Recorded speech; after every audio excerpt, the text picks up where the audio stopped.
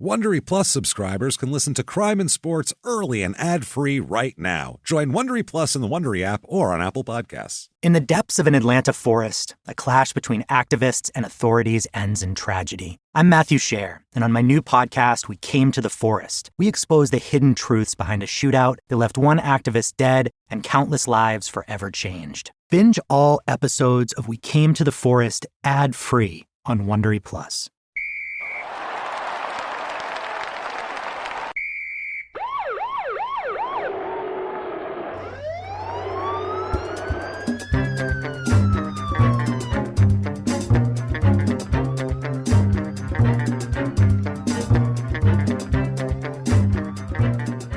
Welcome back to Crime and Sports. Yay! Oh, your yay so is good. You're going to be happy you yayed this week because it's worth it. My name is James Pietragallo. I'm here with my co-host. I'm Jimmie Whisman. Thank you, folks, so much for joining us this week. Yeah. Wow, we have a wild one for you. Yeah. Before we get into it, I do want to thank everyone. Thank you guys for your iTunes reviews this week.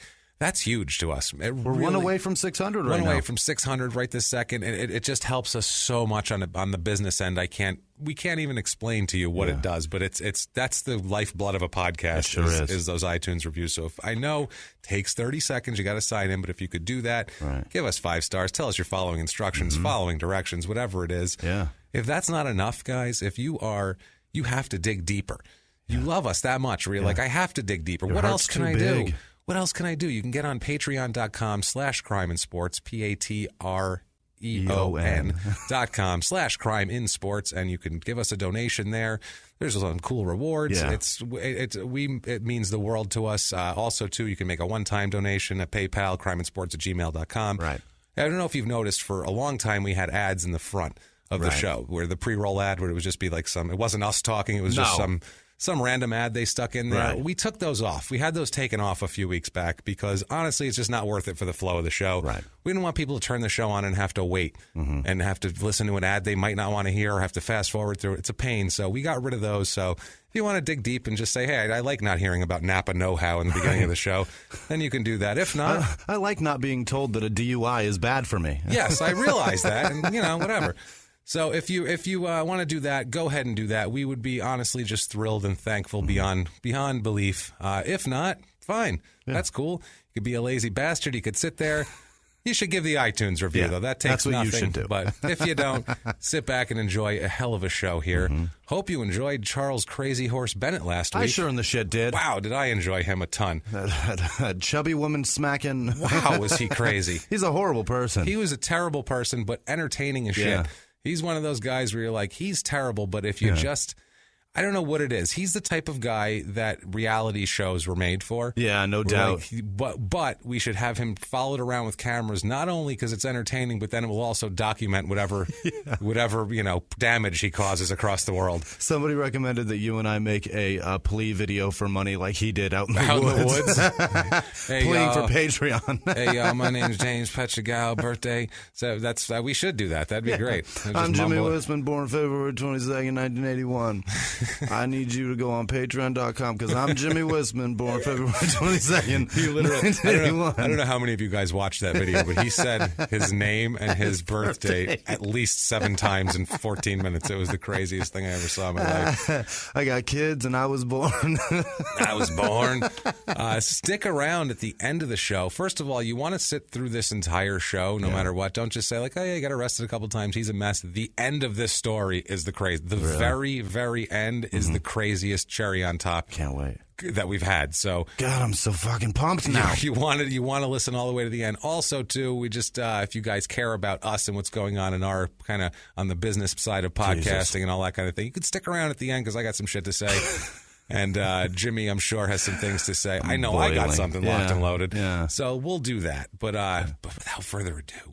Without further ado, let's get into our all-star of the week here, right. if we can call him that. Was he an all-star? No, not at all. Not at all. No. It's Grace was early? Yes, Grace hit early on this guy. The fall, it's a loud thump, like they threw it out of an airplane. Fantastic. They like in Con Air when they tossed that guy and he landed in the thump. That's what happened here. Yeah, exactly. It's Patrick Cote. Pinball. All right, Patrick Cote. It's Cote. C-O-T-E, but Cote, he's a French guy. He's from Montreal. So Gotcha. He's French-Canadian, which is French enough for me. Yeah. That's pretty French. He speaks it. That's all he speaks, too. Patrick Cote, he's a hockey player. Don't get him confused. There's a couple other Patrick Cotes out there. He's born January 24th, 1975 in LaSalle, Quebec, Canada. All right. He lives in Montreal later on. He's a big guy. We're going to talk about his early life here, but he grows up to be a big guy, 6'3", about a little over 200 pounds. Jesus. He's a big dude, and in hockey, height is a leverage thing, and it helps a lot. Now, I'm not sure if this guy is more of an idiot or an asshole. He's one of those guys, but I guess that's what we're here for, to decide whether he's bigger idiot or asshole. Does it have to be mutually exclusive? Can he be both? Yeah, but like I tend to think that there's it's like a dominant hand. All right. You know what I mean? Like if he's right-handed, he's more of an asshole. And left, so you can never tell. Like some guys, you're like, oh, just stop. You're an idiot. You know, I'm going with ambidextrous. Let's go. He's an idiot and an asshole. I think you could be right. All right. Early on, normal family, born to normal people, nothing, no craziness. He wasn't shipped away to a foster home and sent and he didn't grow. He's not little orphan Annie or anything like that. Little Canadian orphan Annie. Right. He's a good student, well liked by teachers and peers, and everybody's fine with him. He's very into sports from a young age, as that's a common theme we tend to get here. They generally are. People who grow up to be professional athletes usually are good are athletic and physically and into it. So physically, but also they have two guys skills. that are not also very into it. Very into it, yeah, but not maybe they don't have actual ability, right? And he actually had showed a lot of athletic ability at a young age. His father, Jimmie Cote, said, "Quote: He's a good guy, Patrick. He has always followed in sports. When he was young, he enjoyed having fun. Everyone thought good of him." Okay. Keep in mind, this is all translated from French. Okay. So anytime I give you a quote, it's translated from French. So if it sounds like, who fucking said that? Who talks like that? That person get hit in the head 2 minutes before they said that? No, it's just odd translations of, halted. It always happens in the translation. Yeah. As a teen... This is when things got interesting for him as a teen. He's always on the fringe here, starting as a teenager. Him and his older brother, Daniel, worked in a marijuana growing operation. Awesome. They worked in a weed field as a teenager. What? That's. I think I would have enjoyed that as a teenager. Does Canada has those? Oh, yeah. Really? Oh, yeah. They like their weed in Canada big I didn't time. realize that. Absolutely. And it's got to come from somewhere. But they have a whole field, and him and his brother were working the field Just like a couple chilling. of migrant farm workers. High as a kite the whole time, I'm sure. They probably had a great time. Think about that. When it grows like that, you'd think that you just like a farmer jamming that stick in his teeth, like you just jam a bud in your mouth and just chomp away. Just chomp away, look around. But you have to dry it out and everything first. But still, I think he's taking some home with him at the end of the night. I think this is much better than stealing a cheeseburger from Dairy Queen. And I love Dairy Queen cheeseburgers, but this is still much better. So good. They are delicious. Get to Dairy Queen, get yourself a cheeseburger. So do yourself good. a favor. He started getting in some trouble, obviously. Yep. There's not much. If you're a teenager working in the weed fields, there's not much of a line between that and getting in some trouble. Yeah. You're on the road. Yeah. You're in the right lane of trouble here, and the exit's coming up in about a quarter mile. It's rapidly approaching. Yeah, he starts dabbling with drugs and alcohol and just general jerk-off kid stuff. Sure. His brother Daniel said, quote, "Patrick was not a saint. He still made small, bad shots. We made mistakes of youth." Wow. I know small bad shots is I don't know what something, that is. Something that probably doesn't translate. It's probably a French cliche or a French, whatever. It's a stitch in time saves 9 right there. I think that's what it is. Yeah, it's a cliche. A French cliche doesn't translate well to English. Teen years, he starts to become a pain in the ass. Okay.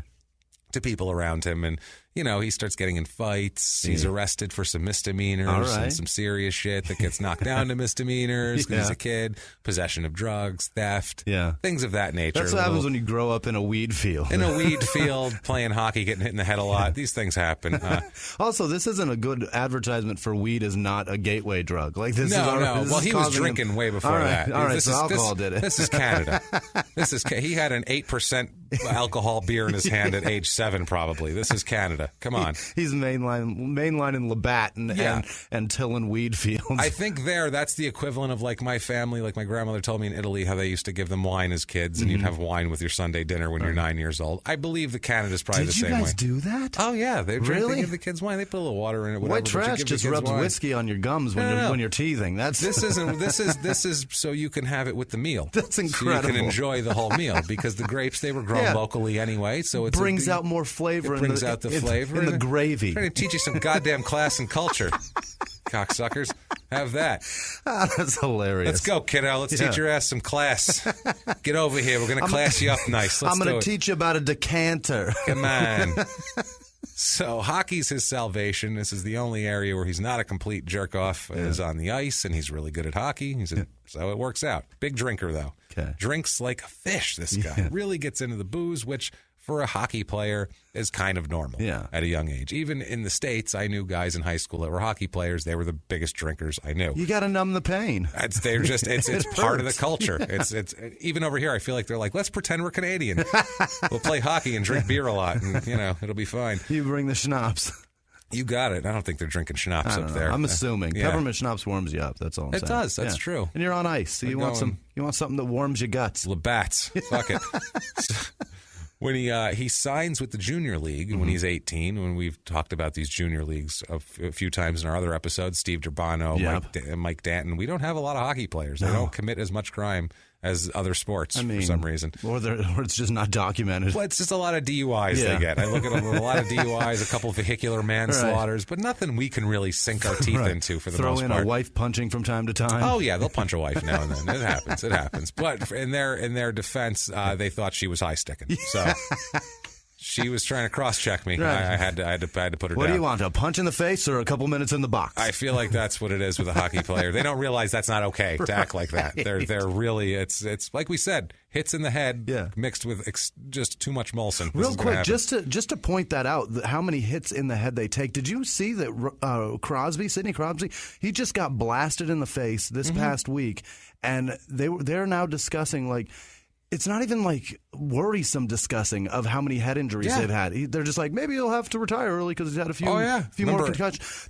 And I watched a highlight reel of all the brain trauma he's had, and I'm just like, this poor kid. He's in his 30s. And is he even in his 30s? He might be 30. I don't think he's Eric Lindros 2.0. That's what happened to Eric Lindros, if you remember. He started getting those concussions, and then he'd be out for 6 months, and he'd come back and play 2 games and get another concussion. Right. And it was like you couldn't touch him in the head or else he would have a concussion. And this poor kid, he's out for the playoffs now. Yeah. And he's the best guy going out there. It's best guy in hockey. I don't know shit about hockey, but he looks pretty good from what I've seen. He's so good. He looks pretty good. He's basically the Patrick Cote, back to him away from Sidney Crosby. Yeah. He's a knucklehead. But he's like a good kid. He's a knucklehead. He's just a good kid. Like, he goes out and he drinks and he plays hockey. And get out of there, you little scamp. And he'll grow up and grow out of it, and he'll be fine. You know what I mean? Scoundrel. You little scoundrel. It's one of those. Doesn't have any addiction issues. Yet. This is the thing. Growing up, he's not like super hooked on anything. He's just, he likes to drink and party, but it's not, everyone's like, it's not a problem. Right. Which I feel like it's, like I said, it's just the culture. 1993, 1994, at age 19, he begins playing with the Beauport Harfangs. Yeah, it's Harfangs. What's a Harfang? It says in parentheses snow owls. So I think a Harfang is a snow owl, I'm going to guess here. They sound dangerous. Probably peck your eyes right out of your head. Dude, Jimmy. Owls are fucking vicious. They're totally vicious. The ones out here, that we have like the great horned owl, I think it is, and they will fucking take your dog. Oh, they are vicious. They take dogs, they take cats. Well, I assume a snow owl would have to be even harder because he lives in the snow. So he's going to have to really dig for shit. You know what I mean? He's got to forage for He's got to forage, man. So he joined this team is in the QMJHL, which is the Quebec Major Junior Hockey League. Jesus. Oof, man. This Major Junior. This whole show is a major junior league because they're all juniors with this. He's not a junior, but our show is a lot of juniors. This league was formed in 1969. The Quebec Major Junior League Hockey. Jesus, so many hockey words. league was formed in 1969 when the Quebec Junior Hockey League joined with the Metropolitan Montreal Junior Hockey League. They got together they and just they couldn't said, have two. We're major now. Now we're major. Before we weren't. So 2 juniors equal a major, apparently. So we got that. So Otis Nixon should just be called Major Nixon. That's a callback to Otis Nixon from a few episodes Major back. Nixon. Major Otis Nixon. Yeah, that's what he should be. Major. Yeah. Because Otis Nixon's name was Otis Jr. Nixon Jr. That was his name. Right. So, yeah, that's... He could have just been Major Otis Nixon. He could trade his 2 juniors in for a major. God. Now, my favorite team, of course... Of the QMJHL is the Halifax Mooseheads. Yeah. Obviously, I think they're your favorite team, right, Jimmy? Yeah. We're planning on getting together. I got a jersey. Yeah, in the fall we're going to get together. I bought the package, the QMJHL package, and we're gonna watch all the Halifax Mooseheads games because they are so many letters. My favorite. I know the QMJHL LG. T, LBGTQ, fucking unbelievable. That's a lot. It's like ESPN, all their fucking networks, the Ocho, and Yeah, just stick them all into one. Just so many. You can't have more than 4 letters in your name of your organization. I'm sorry. That's all you can have. And I'd say stick to 3. I agree. Stick to 3. But if you need the to do acronyms 4, are too much. If you need to do 4, we'll let it slide. 5, go fuck yourself. Sorry. Fuck out of here. Get Delete a couple of that. words. That's right. And root for the Mooseheads. I'm telling you guys right now. Holy shit. Now, while he's in the juniors, we have a quote here from a teammate. This is the goaltender on the team that he's on here, the Beauport Harfangs. This is Martin Biron. He says, quote, about Patrick, quote, he was an extremely tough guy on the ice, but he also had good hockey qualities. He did not just use his fists. He worked extremely hard for the team and for himself. Coach asked a lot of intensity from us, and Patrick gave him that. They all say that about him. He's the enforcer. Yeah. He's the fighter. Yeah. That's his job. And the goalie always is the smartest guy. Like, that's a very educated thought. Well, they're sitting back watching everything. They just watch everybody. They see what people do. Yep. They're not just in it for themselves. They watch and they're like, oh shit, I'm up. Right. Okay, it's all my right, turn. now I got to sit for a while.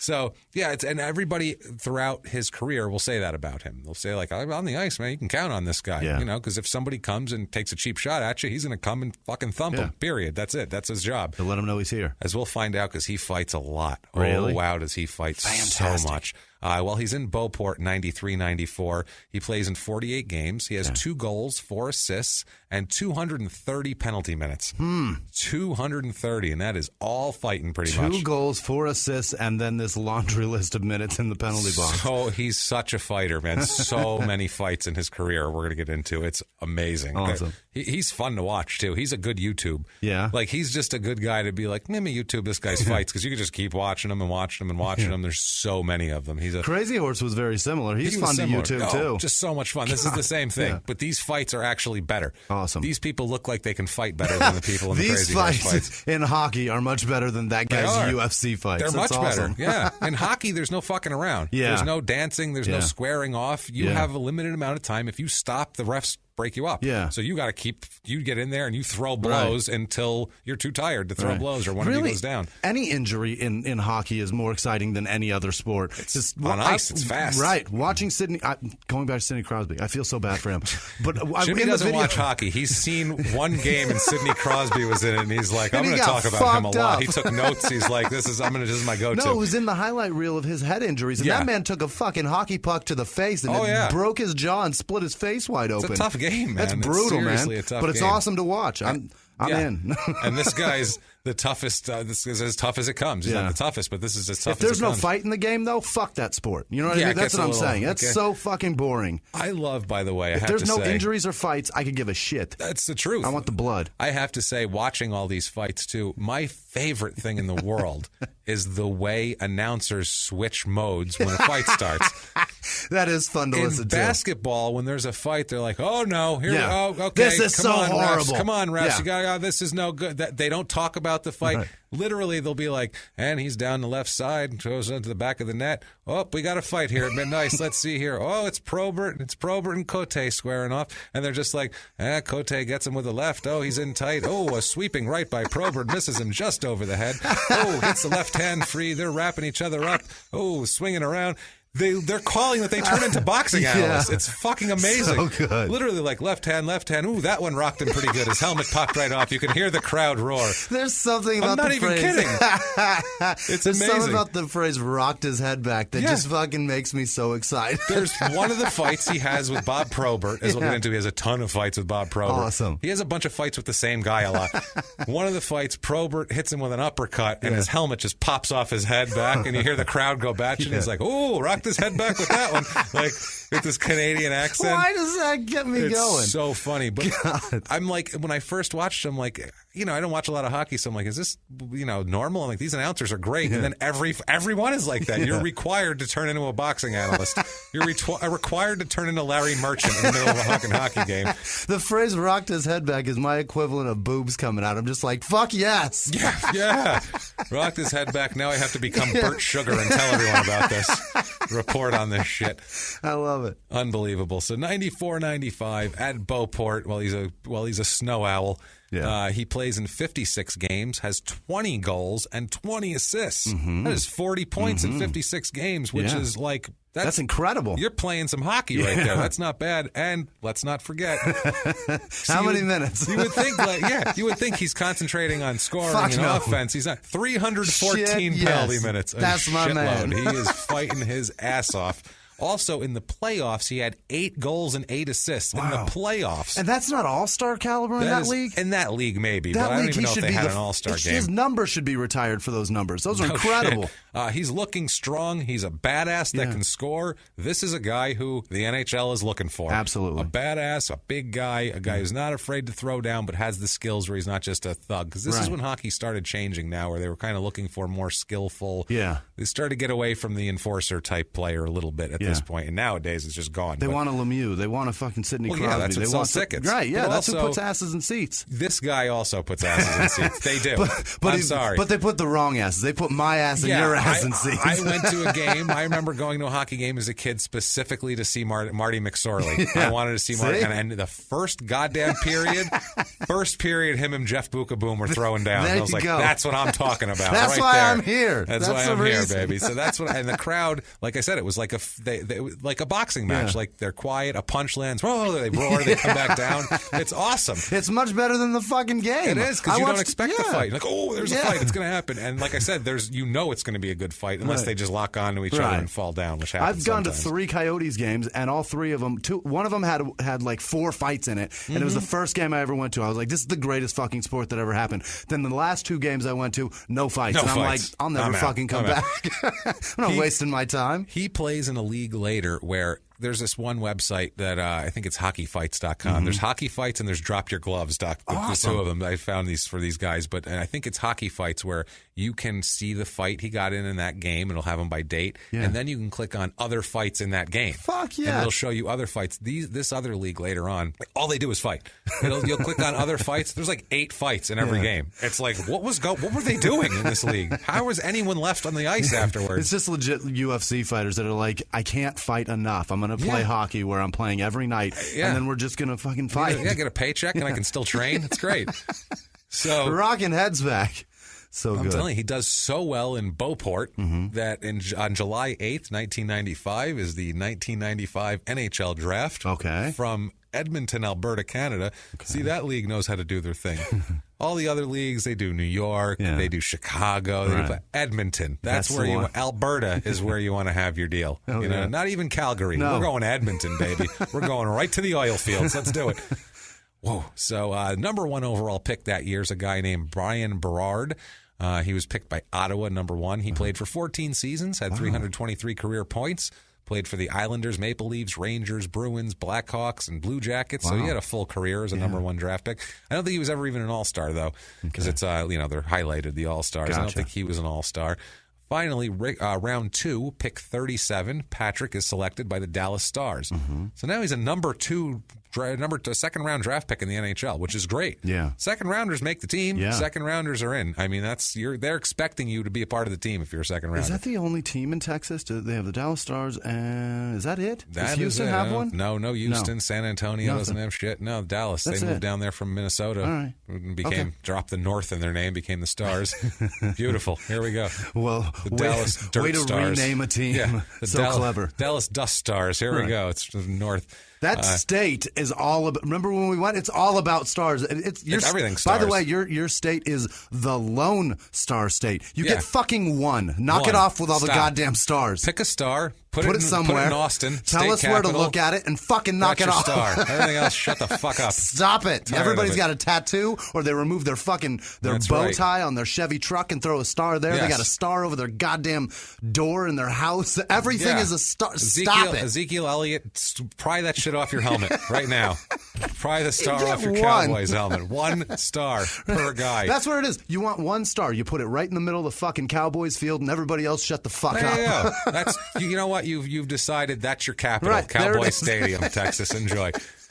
So we go back to Martin Biron, we'll call him. I think it's Martin probably. Probably. Martin Biron said after the draft, this is our goalie, his buddy from Beauport, he said, quote, when he signed his contract, he bought himself a new Mustang. He was very proud. He was happy to show it to the guys. Oh, yeah. So he came back to the team, and he's like, I got drafted. Look, here's my Mustang. And they're all like, oh, man, this is the greatest. And think about that. It's like, local boy done good. Yeah, he got called up. You know, yeah. And plus on the team, they all probably...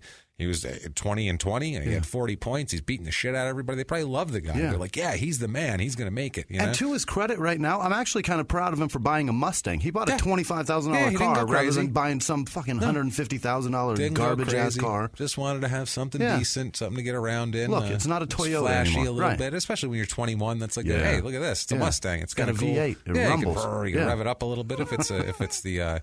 Yeah, if it's that model, the 5.0. The GT. Right. So father here, his father said about him, quote, if you're chosen in the second round, you're supposed to have a great career. Yeah. Which is true. He's not wrong. He's not wrong about that at all. Now, right away, he's sent to IHL, the International Hockey League. Yeah. It's the minors there. To the Michigan K-Wings. They're known as the Kalamazoo Wings. Okay. They, for some reason, sometimes call them the Michigan K-Wings, and sometimes they're the Kalamazoo Wings. Gotcha. I don't know why, and I don't give a shit because they're a minor league hockey team, and nobody gives a fuck outside of Kalamazoo. Gotcha. And even they're probably pretty slim, the people who care. You know. He plays in 57 games that year, 4 goals, 6 assists. So that's not bad. Not awful. It's still something. He's scoring something. 239 penalty minutes. He's not fucking around. He's showing you what the hell he did. That's what he's showing you. Look, I'll fight. I will throw down for your team. I'll protect my teammate. Because that's a big thing. You have to look like you're willing to protect your teammates. Because that's your job. Right. Team makes the playoffs. He doesn't do anything in the playoffs. Okay. So it's minor league hockey playoffs. Whatever. Who cares? He ends up playing 2 games for Dallas that year. Actually gets called up for 2 games just to look around. We've seen this every time we have a hockey guy. They bring him up his first 2 years. They don't do shit. Right. He plays like 20 minutes of the whole season. They just bring him up to, hey, here's where the locker is. This is where you put your dirty underwear. Right. That sort of thing. This is the place that smells like shit. This is the place that smells like shit. He had 0 points for the 2 games, and he did have 5 penalty minutes. That's great. 5 penalty minutes because on April 12th, 1996, he has his first NHL fight. I love it. Against Todd Ewan of Anaheim. Okay. He has his first NHL fight. He must be so proud. Yeah. He must have felt great, and he has to go out there and fight because he has to go out there and show he's not afraid. He's going out there and taking out all his aggression on that dumb fucking movie on the Ducks. Because he's in the generation. He was born in 79. He watched those stupid movies when he was a kid. Yeah, he was inspired by them. He's like, I'm going to do this. I'm going to do it. He's like 18. He's like, assholes. If Emilio Estevez can make it, so can I. So, but I feel like this is, as we'll see, and how he comes into the league. He picks the toughest guys that are known throughout the league and tries to fight them immediately. I like it. It's like he's in prison and he's mentality. in there and he's like, that's the biggest guy. I'm going to go stab him right in the temple. You bet. Perfect. Rookie year, he makes $350,000 too. Wow. So for a Canadian kid with a little bit of a drinking problem working in the weed fields, that's pretty good. That is excellent. Pretty good payday for him. That's Mustang money right there, baby. Let me tell you something. Now, 96-97, he plays 58 games with Kalamazoo. Okay. In that 58 games, he has 14 goals, 10 assists. Not bad at all. That's pretty good. 237 penalty minutes. Yes. Keep fighting, brother. Yeah. He does not stop fighting. So much fighting, this kid. So much fight. I love it. And he just, it's so great watching him fight. It's hilarious. It really is. I love. And then later on, he's such an idiot. You're going, ooh, all those blows to the head might have affected him a little bit. Maybe I shouldn't have enjoyed that so much. At this point, though, you're kind of rooting for the kid. Oh, yeah. At this point, I'm rooting for him like crazy. He's so hungry that he's willing to blast anybody in the face over it. I'm loving this guy at this point. He has no fear of anything. He's going out there. He's trying to make a name. And he's trying to make a name for him. He's young. He's like 22 years old, and he's out there fighting with men who are 30. Like an underdog podcaster. He's so hungry. Like he's so hungry. Mean. He's an underdog, non-network podcaster who gets fucked over on their ad money. We'll talk more about that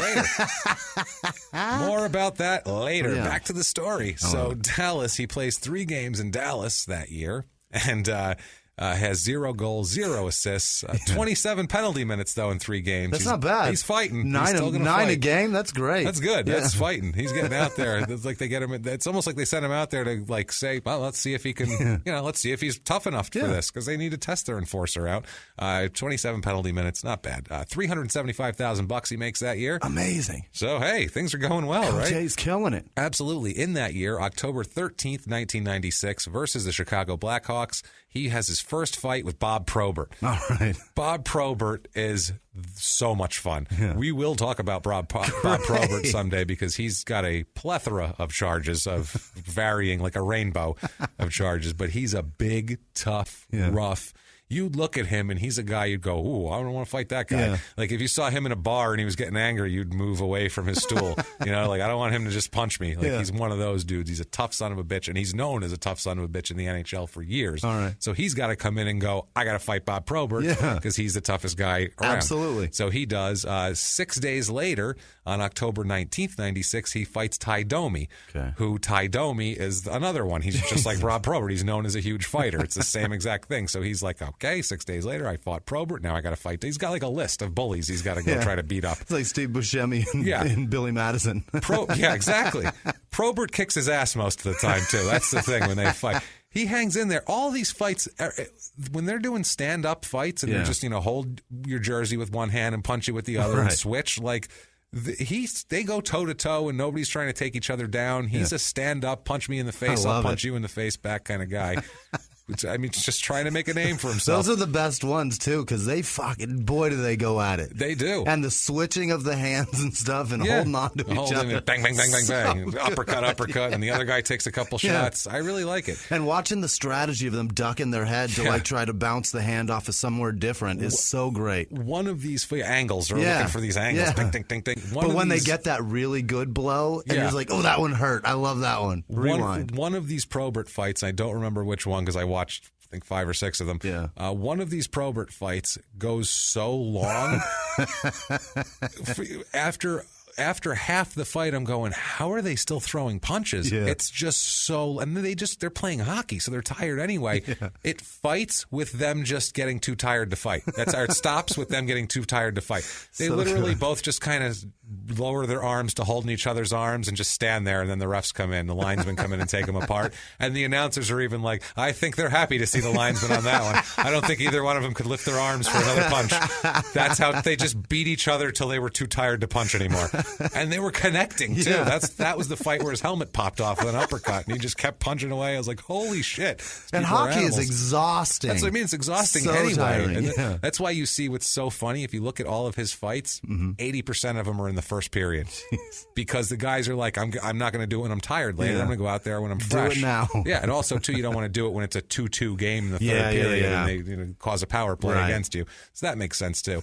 Now, we have an In Their Own Words. Awesome. On fighting in the NHL and how he likes it compared to if he wasn't in the NHL. Yeah. It's a short one, but I had to use it anyway. Let's get French, Cody. He doesn't talk a lot. I don't know if it's the French thing. We don't get a lot of whatever. But and B, this is a great quote, so I had to use it. He says, in their own words, quote, all of my friends back home fight on the street, and they all get arrested. That's it. That's the quote. They were like, do you like fighting? I do it here, and I make $375 a year. That's exactly what he was saying. He didn't even need to say the other part. He was just like, they all get arrested. I get a Mustang. I get more time. I get a new Mustang. Get to go pick up chicks afterwards. Got to get punched in the face by Bob Probert a whole bunch, but whatever. Good. So summer of 1997, he goes to Sweden to attend a special skills hockey camp over there. Some big like NHL kind of young. I feel like it's like winter league, like when they send the baseball sends the guys to the Dominican for the winter, right? Like, and he also begins boxing training in Montreal. Awesome. He's boning up on his penalty minutes. That's great. Yes, not only that, not only to fight because he's a stand-up fighter, but I think it's also just good for general conditioning and everything like that. If you can, the stamina, if you can box, you can do anything. There's just constant movement. Yeah, there's nothing else. So like much cardio involved. Absolutely. So go out there, spar for 3 minutes. That's what a round is. That's all you need. Spar for 3 minutes. You'll make it to 2 minutes, and then you'll say, "Am I having a stroke? I think I'm having a stroke. I'm going to throw up." And then you're going to sit down and throw up. And it's not even because you're being punched. No, because you're sparring. That's it's just moving. Right. That's if nobody's hitting you. That's if a guy had just gloves on. Just had the focus gloves and you were just working them over. That's what it would be like. Now imagine also getting punched in the face every 8 seconds on top of that. and trying to dodge them. Yeah, and in the stomach and knocking the wind out of you. He's beginning boxing training, get his cardio up. 1997, he plays in 4 games for the K-Wings over there. Has 2 goals in 4 games and 4 penalty minutes too. So he wasn't even fighting that much. Because he plays 3 games in Dallas that year. So I don't know if he was hurt. I don't know exactly what happened because this isn't a prison stint. There's other times where he's going to go away for a while, but this time is not one of them. Okay. I'm not sure exactly what the deal with this was. I actually looked up, and I don't think this is the same guy, but it was from the same period. I don't know what he would have been doing in Maine, but there's another guy named Patrick Cote in Maine in 1998 who was fighting. He had a big court case for multiple DUIs from like the last 3 years, and he was trying to say it was bullshit and all this stuff. And I don't know if it's him or not. Yeah. There's no record of him being in Maine. Okay. They don't have a team in Maine. Yeah. So I don't know. I want to know about that case. So like, how do you? Everybody can explain one DUI or call it bullshit, but several, it's like, dude, And the bullshit part is your behavior. That's all. I read this entire court case. I read an entire court case of some random guy in Maine who got some DUIs 17, 18 years ago. Yeah. Literally, that's what I did to try to find one reference to something, even to the car that he had. Maybe that would match up something, but I don't think it was him. Okay. But that's all right. Patreon.com/crime and sports. So anyway. You gave it a run. He was hip-hop's biggest mogul, the man who redefined fame, fortune, and the music industry. The first male rapper to be honored on the Hollywood Walk of Fame, Sean Diddy Combs. Diddy built an empire and lived a life most people only dream about. Everybody know ain't no party like a Diddy party, so. Yeah, that's what's up. But just as quickly as his empire rose, it came crashing down. Today I'm announcing the unsealing of a 3-count indictment, charging Sean Combs with racketeering conspiracy, sex trafficking, interstate transportation for prostitution. I was up. I hit rock bottom, but I made no excuses. I'm disgusted. I'm so sorry. Until you're wearing an orange jumpsuit, it's not real. Now it's real. From his meteoric rise to his shocking fall from grace, from law and crime, this is the rise and fall of Diddy. Listen to the rise and fall of Diddy exclusively with Wondery Plus. In the 1980s, a rosé swept the country. Hey, Mike, I really like this White Zinfandel. Well, good. Now put it down. We're going to try another one. White Zin became America's top-selling wine. But most don't know that this sweet drink has a sour history. What began in 1986 with counterfeit bottles. A big fraud, a multi-million-dollar fraud. Sent investigators chasing one of the most powerful families in the business, the Licciardis. But the closer the feds got to them, the more dangerous things became. It's a story of deceit. At the time, I was paranoid. Threats. You touch my kids, I will kill you. And murder. With a .22 caliber bullet to the head. What started with a scheme to mislabel wine spilled into a blood-soaked battle for succession. Welcome to Bloodvines. You can binge listen to Bloodvines exclusively and ad-free on Wondery Plus. Join Wondery Plus in the Wondery app, Apple Podcasts, or Spotify. He plays in 3 games for Dallas, 97-98, has 0 points, but 15 penalty minutes, so it's at least 3 fights. That's good. Love it. Good for you.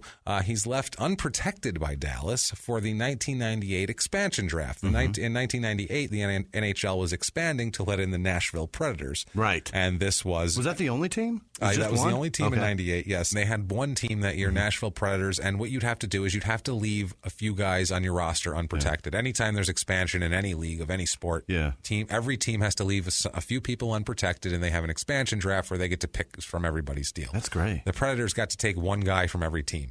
That was their deal, and you had to leave, I think, 2 to 3 people unprotected. It is cool. It is cool. Did they do that with the NFL, too? Did they? I don't remember that. Yeah, you have, they had, it's a rule whatever draft that's expansion. NFL is the most complicated rules for and that any makes kind sense of personnel. Because it's so hard. You can't just fucking rip off the best player somewhere. Baseball does that. That's how the Diamondbacks got Matt Williams when they first started. He was left unprotected by the Giants, and they drafted him. That they all have an expansion draft. Okay. So he's left open for that, and he's chosen by Nashville as on their team. So he's by the way, that may have been picked. The best thing that ever happened for Matt Williams. Oh, coming here? Yeah, the man's career has fucking exploded. And he's still in the majors now. Yeah, Granted, he's not playing, but he's coaching. Old people love him. Yeah. They'll stick around. Fucking old people, I love him. He's a fucking madman, but I love him. I fucking stand that asshole. I adore him. He's such an old fart asshole. I love that he's such a... I know a guy who played with him, and he said he's a very cool guy, and he loves to talk baseball and all that, but he said, he's kind of a hard ass for no reason. It's like, dude, fucking lighten up, bro. And he's got a hot wife. Well, he did. Yeah. He's one of those guys where it's like, you make like fucking $4 million a year. Calm down. Relax. Why are you acting like you're so broke and angry? Yeah, come on, dude. So, and you got a fucking ring, you jerk off. Absolutely. You're always a Gold Glover. Just be happy. Be goddamn happy. So 97-98 season, he made $375,000 also, same salary as before. And now now he's moving on to an expansion team, which is great for him because expansion teams suck. Yeah. They have nobody. So that's a chance. It's a clean slate. Yeah. Nobody's worked in already. You could be the star. You could be the star. You could be a starter. You can be a guy. This is when the alcohol and drug issues start to really percolate up to the surface. Yeah, they start to feel like a big shot, I think, and he starts to just feel himself a little too much. His ego's there. That's what it is. Yeah, no, it is. That's what it is. It's his ego. He's made over $1 million now, Yeah. and he's super happy with himself, super proud. And he's just like, I can do this in my sleep. He's playing in Nashville, which why the hell did they expand in it? When I think hockey, I think Nashville. You betcha. Right? Don't you? Yeah. Why? I think Elvis. I think blue suede shoes in Graceland. That's definitely Memphis. hockey. That's Memphis, but Nashville's. Isn't that where Graceland? You're right. Memphis, it's Memphis. Yeah. You're right. I think Dolly Parton's house is in Nashville. You might be right. Something and so is like Dollywood. That's what I mean. Dollywood. That's what they call it. Yeah, Dollywood. Thank you. So in the hockey mecca of Nashville, all right. he begins to party extremely Memphis. hard. God damn it. Memphis is a shithole, so it doesn't matter. Sorry, Memphis. I've been there. It's a border town. Anything that's a border town blows. Yeah, well, especially when you're bordering Arkansas. Yeah. Sorry, Arkansas. That's tough. You have the worst state I've ever been to. Sorry. Have you paved your fucking road there yet? No. I've gone back and forth on the 40 through there. Yeah. It's smooth. You get to Arkansas, it's like you got 4 flat tires for hundreds of miles. Then you get to Oklahoma, smooth again. And you're like, oh, how does Oklahoma figure it out? Have you been to Oklahoma? For Christ's sake, they don't even have they don't have a hill over 4 feet high in that entire state. It's a shithole, dust bowl dump, and yet they can figure out flat roads. Figure it out, Arkansas. For Christ's sake, you produced a fucking president. It's true. It's true. Almost two. So, almost. So, they begin to party hard. All right. He stays out all night drinking. Yeah. He's in his early 20s. He's famous. He's a hockey player. He's fighting Nashville, people. Where there's booze fucking everywhere. They're professionals down there in Nashville. He doesn't sleep much. Mm-hmm. His father comes to spend a week with him in Nashville, and his father was just shocked and appalled by his lifestyle. Like he's like, wow, how do you live, basically? His brother Daniel, who he worked the weed fields with, said, quote, he drank a lot of beer. Then he started having bad relationships.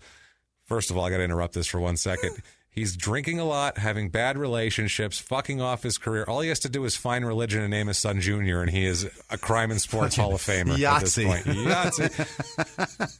Back to the quote. In the presence of my father, he would return at 5 a.m. My father told him that he couldn't go on like that, but he said he knew what he was doing. He was like, back off, old man. I made $500,000 last year. What'd you make? I think he's thinking that in his head. That's awesome. That's definitely what a kid says to their dad. Yeah. In their head, for sure, because 20s, dad will knock the fuck out of you in your 20s. I don't think Gillies is going to knock him out at all from what we're talking about here.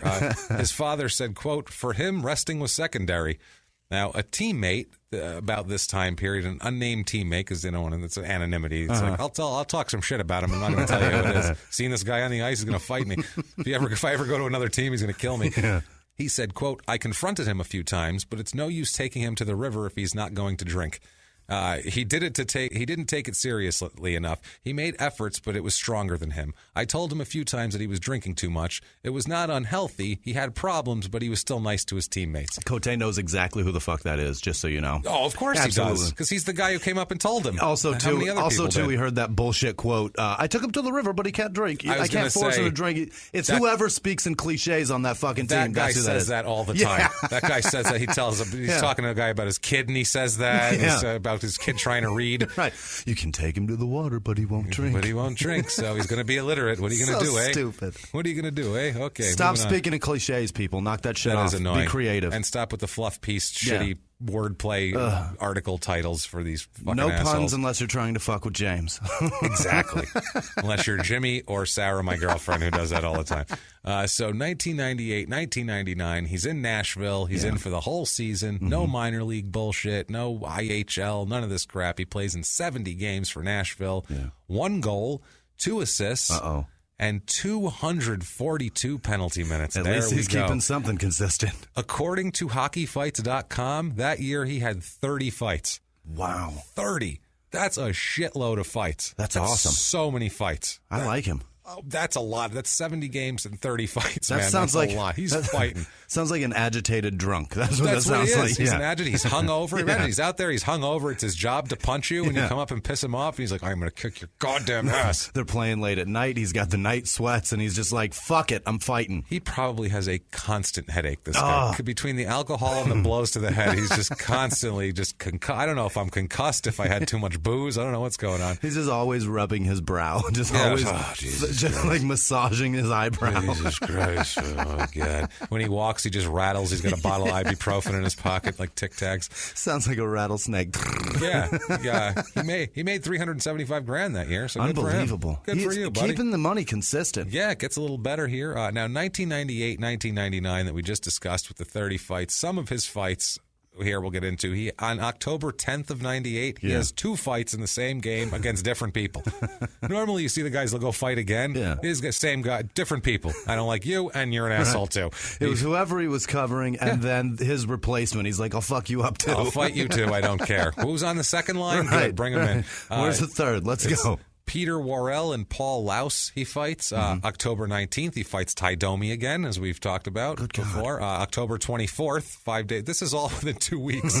2 in 1 day. 19th, Ty Domi. October 24th, he's back with Bob Probert. Jesus Christ. November 14th, Rudy Postchek, who we will definitely be talking about. All right. When I was looking at this episode, I'm like, I'm looking for a hockey player, and it was either Postchek or Cote. So he's coming up at some point. November 17th, back to Bob Probert again. That's 3 times Bob Probert this year. He fought more than Hagler and Hearns, for Christ's sake. This is insane. And finally, January, or Hagler and Leonard is what I was thinking about. I think Hagler and Hearns only fought once or twice. I think they got 3. Did they get 3? I don't know. It doesn't matter. Anyway, it doesn't matter. Probert and Cote have like at least 5, so I think they're setting the record. And then on January 1st, 99, he fights Tony Twist twice. In the same game? Same game. Awesome. Fights the same guy twice. So, I mean, he is just cooking. January 19th, he fights Donald Brashear. You know who Donald Brashear is? No. Donald Brashear is a black guy, actually, hockey player. I believe he's the guy that Marty McSorley hit with the hockey stick. High sticked him and he fell and was knocked himself out cold on the ice. Did you see that? No. It was probably 2001-ish, 1999, 2000. Marty McSorley, the enforcer, came up from behind him and just clubbed him with a stick. And he fell down and smashed his head on the ice. Did he? And was out cold, just sliding on the ice on his back. Did he curl up in a ball and like slide into the wall? He just slid on the ice. I feel like it was wild. And also too, Donald Brashear ends up fighting in the MMA. He ends up fighting MMA later on. Get out of here! Yeah, later on he fights MMA like 2010. Later on when he's old and retired. March 2nd, he fights Tony Twist again. Good God, he can't get enough. Finally, April 15th. Bob Probert. One more time before the season ends. That's 4 times this season he's fought Bob Probert. They just know each other. I picture they probably go out for beers afterwards, maybe. Either that or they're just like, oh, there he is, got to fight him again. Like, they must hate each other to keep fighting. I want them to have like a personal relationship where like they're great off the ice and on the ice they just fuck each other up. Yeah, they're just like, all right, let's get out there. Let's go for a round of golf, eh? No, they're like the coyote and the roadrunner in that cartoon where he just punches in and he's like, all right, see you there. And then when they're done, they're like, see you tomorrow. And they punch out on the time clock and go home. That's what I feel like. They chase each other around. So 99, 2000, he's in Nashville still. He plays in 21 games, has 0 points in 21 games, but he does have 70 penalty minutes and 12 fights. Fantastic. So 21 games, 12 fights. Not bad. Makes $450,000 that year. So his money's creeping up. He's getting some dough here.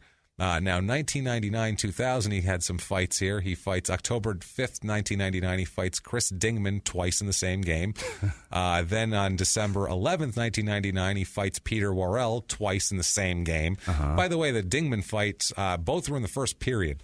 Wow, he's the same period. He's not fucking around. They fought. They went in the box, got back out, started fighting again. Like, that's amazing.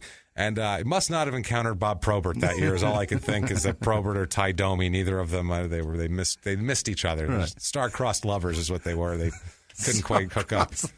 Couldn't quite hook up. Now, on June 12th, 2000, he's doing well in Nashville. He's probably loving his life down there. Although sounds I don't know like why a Canadian would like Nashville, but.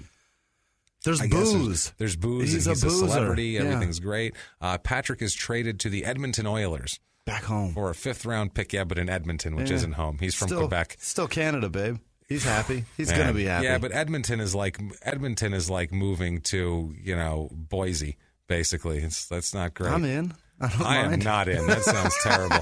And I know there's a lot of Mormons there, but it's fun. I know from comics that work Edmonton, too. They're like, it's just oil field workers. That is all it is. It's not really a city as much as it is a bunch of drunk guys beating the shit out of each other. That's my kind of place. Yeah, I'm in to watch that. I love people watching. But I'm not going to sit and talk to these idiots. I don't want to try to tell them jokes. That's the problem. That's what I'm saying right there. So they traded him to the Edmonton Oilers for a 5th-round pick in that year's draft, who turned out to be a guy named Matt Kolska, who I've never heard of because I don't know shit about hockey, and I don't know if that guy ever did anything. Now he's probably in fucking Hall of Fame. Probably.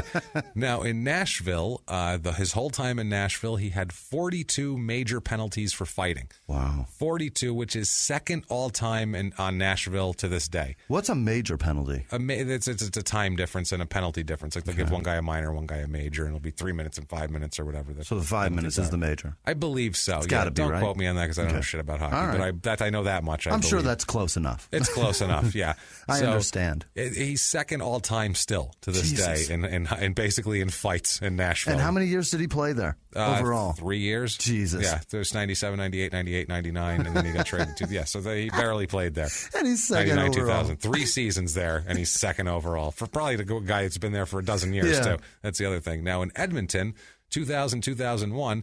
He's on a new team. When you're on a new team, you have to prove who you are. So he gets in a fight in the preseason. It's not even anything. It doesn't even count. Yeah. It's just, whatever. He's fighting anyway. Fights in the preseason. In the regular season, he only plays in 6 games for Edmonton, has 0 points, but he does have 18 penalty minutes. He ends up playing 16 games with the Hamilton Bulldogs, which is their minor league affiliate in the AHL, which is the American Hockey League. 2 fights that year, though. Good for him.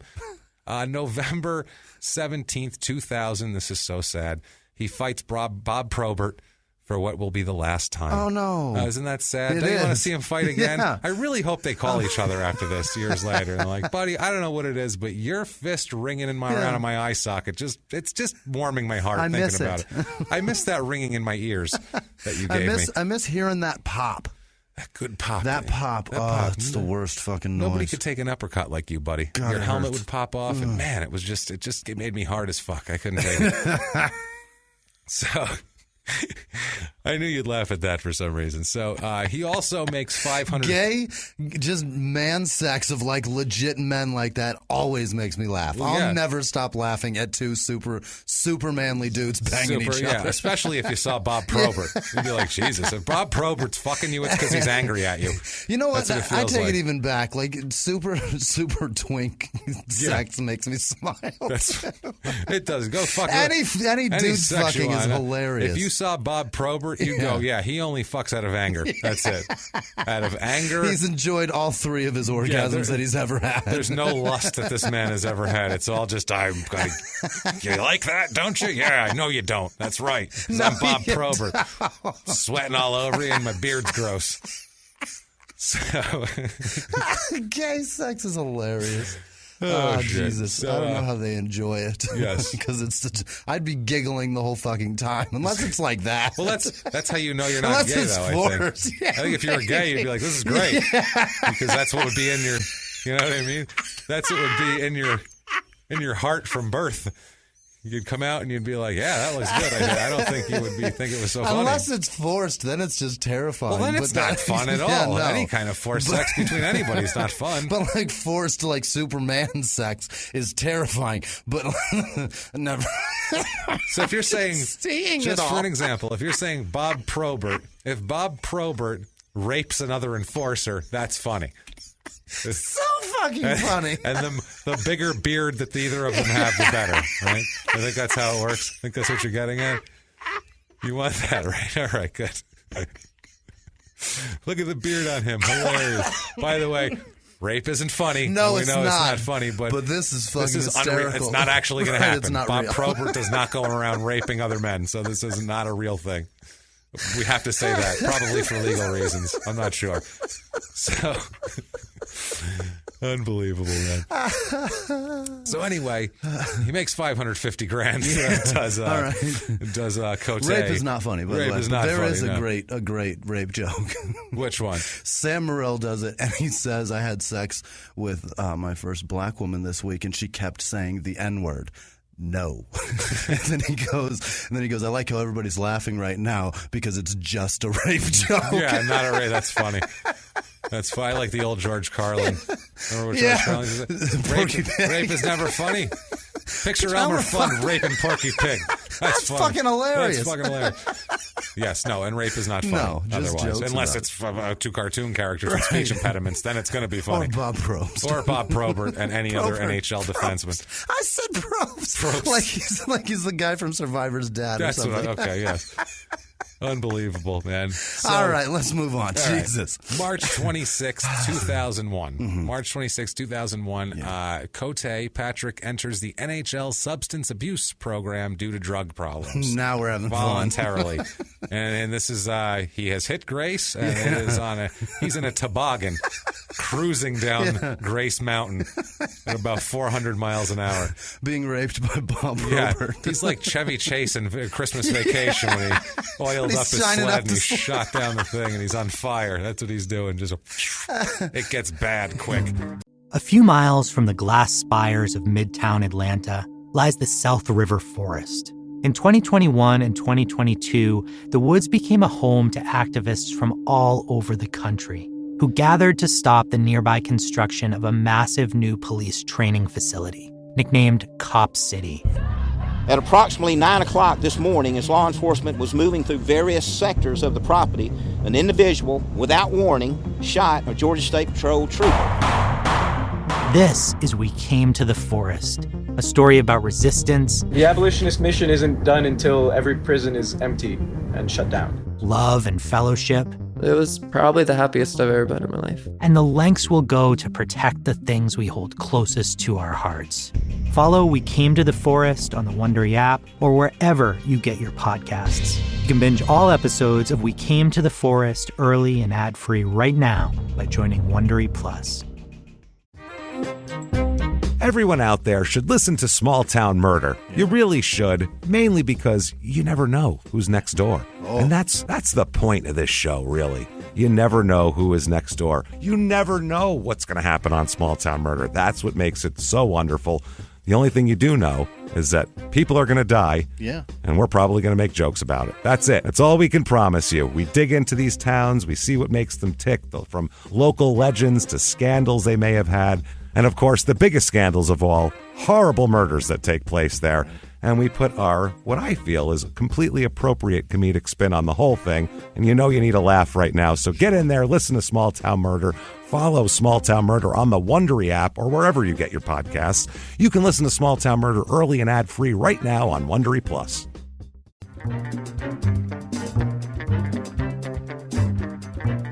In his entire NHL career up to this point, he had 105 games played, 1 goal, 2 assists in 105 games, and 377 penalty minutes. That's the most yet. That's a lot of penalty minutes, yeah, baby. it is. That's a lot for 1 goal and 2 assists. Yeah, you're around for one fucking reason, period. Yeah, that's That's it. to fight.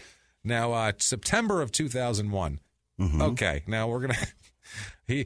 He signed somewhere else in the meantime in a minor league team that we'll talk about in a second. Okay.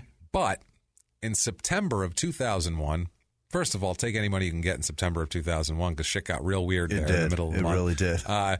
September of 2001, he is offered a contract in the NHL by the Boston Bruins for $350,000. God, that's so much money. It's a lot of money. He's a guy who was traded to Edmonton, played in the minors that year, only played in a few games, didn't do anything on the ice, and then had to go in the substance abuse program. Yeah. So he should be super lucky that anybody wants him. And he's making the same amount of money he's been making every year still. He turns it down. What? His last year in Edmonton, he made $550,000. Oh, okay. And All he feels like that's up. That's his price point. Yeah, So I'm he not going to says, slide down like that.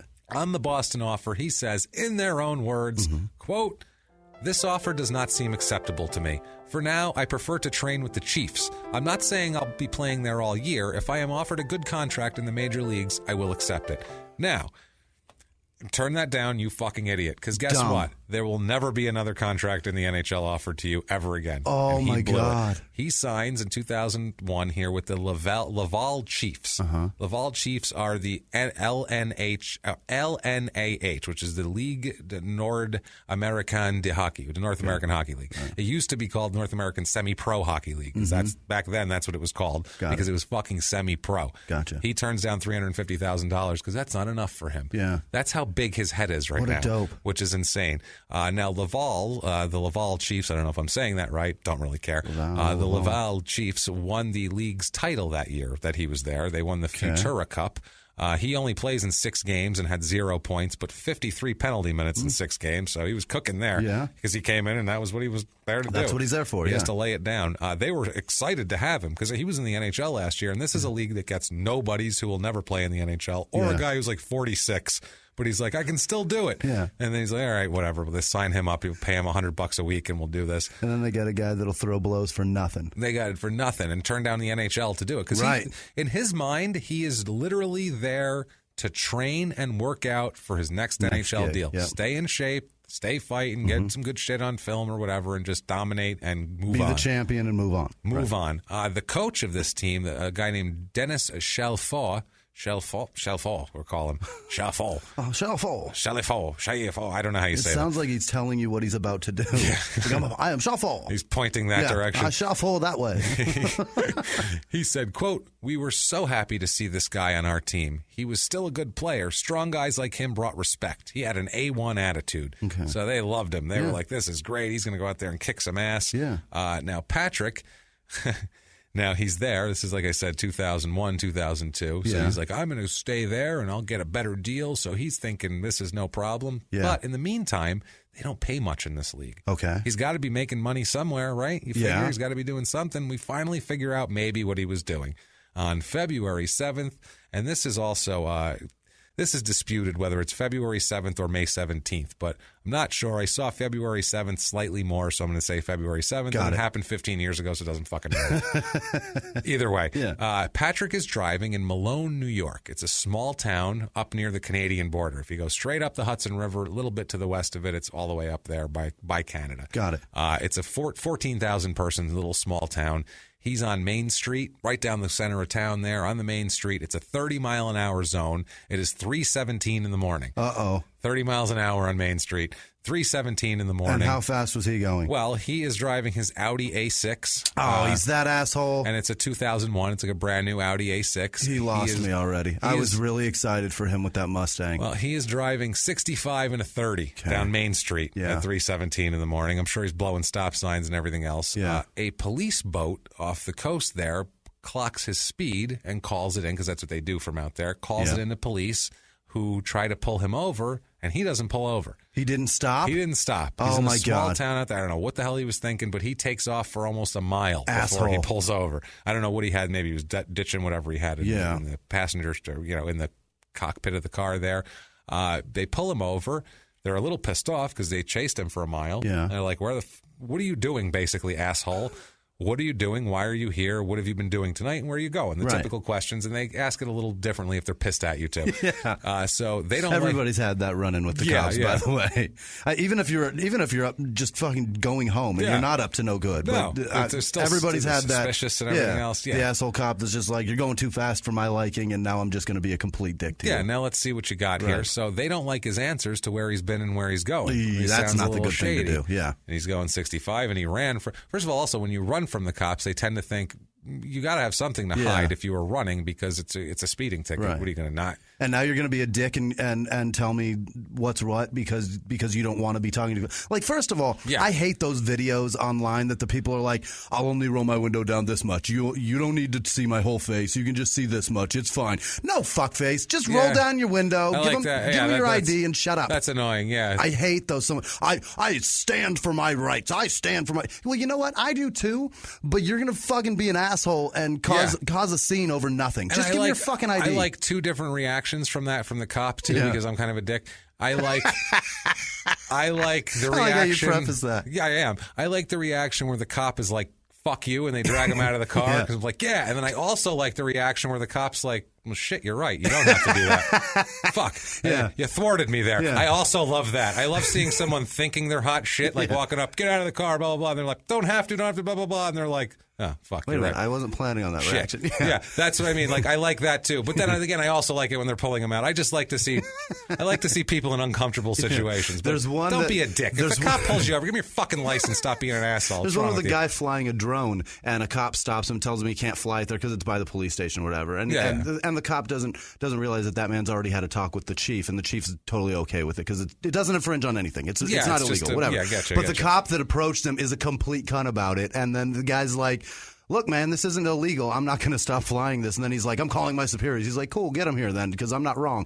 And then the superior comes over and goes, leave him alone. Get away from him. I'm just like, that's kind of cool. That's that that's are great. kind of funny. Yeah, I just like people being embarrassed of whatever they're doing. It doesn't But the matter. asshole that holds up the fucking checkpoint because stop. he won't. Just stop. I want to Just get home stop. too, asshole. Just Yeah, go. Just stop. Let the people do their thing. They want to go home too. Let them do their goddamn that cop jobs. doesn't want to be there fucking with you being an asshole. He doesn't want to He'd much talk to rather you. be home being berated by his wife. Yeah, he would much rather not talk to you. Yeah. Absolutely not. It's ridiculous. Just go along. God damn it. He'd much rather be on February 7, 2002, having Patrick Cote pulled over and deciding that they want to search his car. Let's check out what you got in there while you're running. So they bring in the canine unit, and they find 30 pounds of marijuana in the trunk. Whoa. Not a little bit, not a handful, not a bag, not an eighth. He didn't get a quarter. 30 pounds. Not a joint in the ashtray. He had 30 pounds of weed. That's so much weed. That is selling weed. Yeah. That's at the time. That's trafficking. Yeah, that's at the time it's like about 120 grand in weed. That's a shitload. I was of trying weed. to do that math in my head. I'm glad that you just hit it right That's there. a lot of weed. Yeah. That's a living. That's what he was doing instead of playing hockey to keep his lifestyle up. Definitely. And he was like, I can just do that. And think about him. He's going, I'll just do this for a little while. Right. The Bruins offered me a contract. Someone else is going to throw on for that little extra scratch, and I'll take it. Don't have to do this anymore. Right. No problem. Tough shit. You're busted. Now he's fucked. He's trafficking now. He's also, they take $1,980 in Canadian money and 21 American dollars from him, too. 21 is all he's 21. got? He's got. It was 2150, as a matter of fact, to be exact. I love that they had the exact number. They took the coins off him, too. They did. He's got. I don't know if that was just like in the ashtray instead of a joint. And they had 50 cents. Like, get that out of the ashtray. So he does that. He's arrested for. That's a mess. Obviously, Yeah. he's going to be in. It's going to be in the paper. People are going to know about that. People are going to hear. They're going to find out. Right. He's arrested for possession and drug trafficking, obviously, because he's a fucking idiot on this whole thing. Of course. Now, 2002, 2003, he's still with the Chiefs at this point, Right. too. This is the next season starting after this happened. This was at the end of this season. The champion Chiefs have a player who is trafficking drugs. Big time. Yeah, huge. 30 pounds is a good amount It's to a just lot. be driving around in your car That with. fills your trunk. Yeah, that's a good amount. Think about how much a dried up plant weighs. Well, I don't know back then. I'm trying to think back then. It might have been like shitty brickweed back then where it was all compressed and you get like a quarter pound in a thing the size of a brick. You know what I mean? Yeah, One of those. but 30 pounds of it, That's a lot. QP, though. That's still four of those times 30 right. fill up a That's goddamn a trunk. lot. That's still a lot. Yeah, that's still a lot. four times. That's 120 bricks you're putting in your trunk. Maybe that's a lot. Maybe that's why he liked his Audi. It was a good. Yeah. It had a good trunk space in it. I have a Volkswagen, excellent trunk space. They're made by the same person. Maybe that's what it is. Not sure. 120 bricks looks like you're laying a driveway. That's a lot. Oh, they also confiscated his car too. They also confiscated his Audi. So Oh, no. he's just fucked. Now he's back with Laval Laval in 2002-2003. Plays in 19 games, 4 goals, 3 assists, 134 penalty minutes in 19 games, which is excessively obscene. That's a shitload. He's angry. Now, he plays less in that he only plays in 19 games that year because his court case comes to a problem here. His court case comes to a head in August of 2002 when Patrick pleads guilty to a reduced charge. So they do a little deal with him of 4th-degree conspiracy. I guess conspiracy to traffic. Okay. 4th-degree conspiracy. He's sentenced to 180 days in Franklin County Jail, which is the county in upstate New York there, and also 1 to 3 years probation. That's great. That is not bad at all. He got off really nicely, really actually. lucky. Yeah, for that much weed, that's a lot. I mean, look, well, it wasn't even 2. That was up near the border. The border patrol. Yeah, the that's police international and the border trafficking. patrol That's stopped bad him. shit. So they were saying you were trying to traffic over the border is what they were trying that to say. looks really bad. And that's how they pressured him into pleading. Gotcha. But my point is, like, I don't look, weeds, whatever. I don't care. I don't give a shit. I couldn't care less. But don't get busted with 30 pounds of it. That's a whole lot. If you're in a state where it's not okay, right. That's going to be a problem. That's a big problem. So 2003, 2004. Back at Laval, he plays in 28 games. He has 6 assists, no goals, 320 penalty minutes. He's back, baby. Yeah. That is over 10 minutes a game in penalties. That's a shitload. He's doing it. He's grumpy. Yeah. They took his Audi. Yeah. He's fucking pissed, and he's ready to fight whoever comes in. Took his Audi. They took his weed. Like his weed. Yeah. He could buy 3 Audis for the price of that weed. Like that's a lot of weed. Right, kept him calm. Now, in 2004... a New York judge in Franklin County issues an arrest warrant for Cote in 2004 after he fails to report to Canadian probation officials. They basically made it, and I've seen this with a couple of cases where we had a Canadian who was back and forth in America. Yeah. Where they did something here, but they're on probation in Canada for it. Okay. Because that's where they're from, and that's where they are, and that's where they can check in and that sort of thing. So he was supposed to do that, and he didn't. So he got out of jail, did that, never reported to finish his probation. So... they files an arrest warrant for him. That's in 2004. He just ignores it. Keeps playing. Bad plan. Yep, 2004, 2005. Plays in 4 games. That's it for Laval. Has 0 points, 23 penalty minutes. I don't know what was wrong with him. He just wasn't doing anything. Maybe it was this, that he was busy being a complete moron. Again? Well, he's not getting arrested this time. He's doing something equally stupid to throw his money away with no experience. He and a partner open a restaurant. Oh, Jesus, God, don't do that. That's dumber than trafficking weed. On the south shore of Montreal with stop athletes. I know some of them work, but most of them don't. Most of the time you just lose $300,000 and you shut it down and you go, well, that was embarrassing. Whoops-a-daisy. Move along. A liquor license costs how much? What? Like, oh, Jesus. So stupid. Look, the restaurants... extraction system broke? Right. How much is it? What? Right. They're like, there's how many Olive Gardens across this country? Let's open one. Let's open something that rivals it. Don't do it. Because the guy that runs that is smart as fuck and he's cheap. Know what you're doing. Right. Know what you're doing. Each meal is portioned exactly, specifically for a reason because that's how they make the money. It's true. It's ridiculous. You can't just make your own shit. No, there's a great book called Kitchen Confidential. It is it Kitchen Confidential? I believe so. Yeah. I think that's what it is. It's Anthony Bourdain's first book. Anthony Bourdain wrote it when he was still a line chef in New York City. And it's basically all of the stories of fuckery and drugs in New York and in the restaurant business. But he has a couple of chapters that are, don't open restaurants if you're this guy. If you're a dentist who's had dinner parties and people go, you should open a restaurant. Your jalapeno jelly's divine. Don't open a restaurant. Stop. Don't do it for love. You have to be a cold, calculated fucking, you have to be an asshole. Businessman. Yeah. That's it. There's no, or businesswoman or business, whatever. There's no business person. There's no, you can't just do it because you're like, I just love food. Right. Tough shit. You have to love. So do I. Go eat it. Yeah. You have to love measuring portions now. Right. That's what you have to love. So you need to love counting pennies because that's what it is. And so both Cote and his partner are huge drug users. They're doing coke. They're drunks. Yeah. That's perfect for the restaurant business. You should. You know what? I take that back. I said before you shouldn't open a restaurant. Tell you what. You got a coke problem and a drinking problem. You should open a restaurant. There's free booze there, and you hang out late and just do a bunch of coke. It's great. It's fun. You could drink the booze too. You won't go out of business. It's terrific. So they're idiots, and they go out of business pretty quickly. They lose a ton of money. They're just out, whatever it costs. Like what just a dope. What an idiot. So 2005, 2006, still with Laval. He plays in 14 games. 2 goals, 1 assist, 81 penalty minutes, 5 fights, not bad. 5 fights in 14 games, 2 of them versus a guy named Jason Hamilton. Don't know who he is, but he must not have liked him. Right. Cote had a problem with him. In all the fights this year, this is so weird. I don't know what the fuck he was thinking, if he was losing his edge fighting or what. In all the fights he has this year, 2005, 2006, they have a special note saying that it was fighting, and he also received in every fight a penalty for illegal equipment. What? And I found out what he was doing was he had his hands heavily taped on purpose. So that he could throw harder so blows. he could fucking fight. And he Yeah. was getting every time he fought, like he would see what he was going to do. When he felt like he was going to go fight, he'd go bench, he'd tape his hands up, and then he'd go out there and fight. Wow. Which is, you can't do that. No. That is way illegal and kind of a shitty thing to do. That's really fucked You're up. both out there like, okay, we're going to fight, we're agreeing to this, and you have a weapon, basically. Right. So every time he got busted for that, too. I can't imagine. You see that guy with a roll of tape run because he's coming for you. Because he wants to fight now. He's got a Bob Probert rape face going. And he's, watch your ass.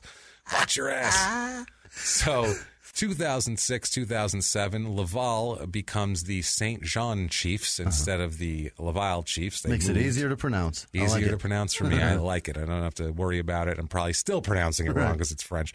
He plays in 28 games. He has 3 goals and 9 assists, which he hasn't had that many of anything in a while. So getting his offense back a little. 184 penalty minutes. He's still fighting. This guy's consistent. No doubt. I'll say that.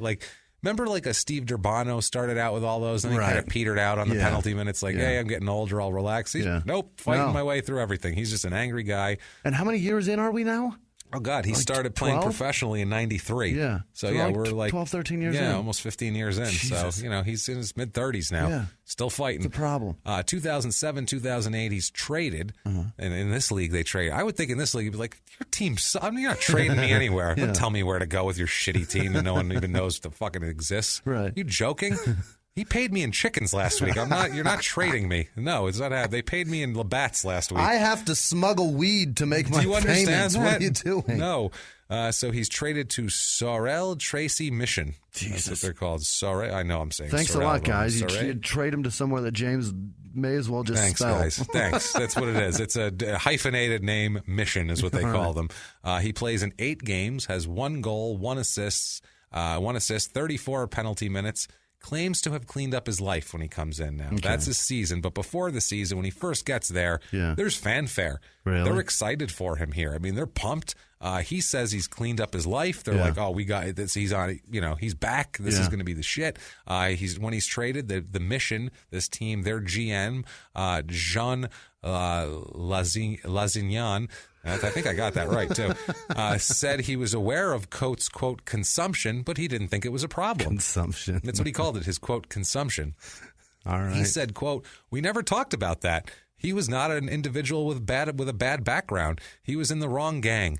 He was visited by some people. He was at the end of the scroll. In his head, he could not get away with it. He was no longer able. In his head, he was gone. Who is this guy? I don't know exactly what he said, but it's like I said, it's French, so he's translating from French. But French, basically saying he hung around with a bad crowd. I saw some of these guys; they were up to no good. Yeah. And in his head, it didn't matter to him because he was already out of hockey and on to his next thing. But this guy I think that's what really he was believes saying. in him. But he does. They all do. Silver-haired, middle-aged white men are falling from the fucking ceiling up there. He really believes in Cote. Canada is full of them. At this point, how do you? How can you? The man was trafficking. Yeah. Well, it's true.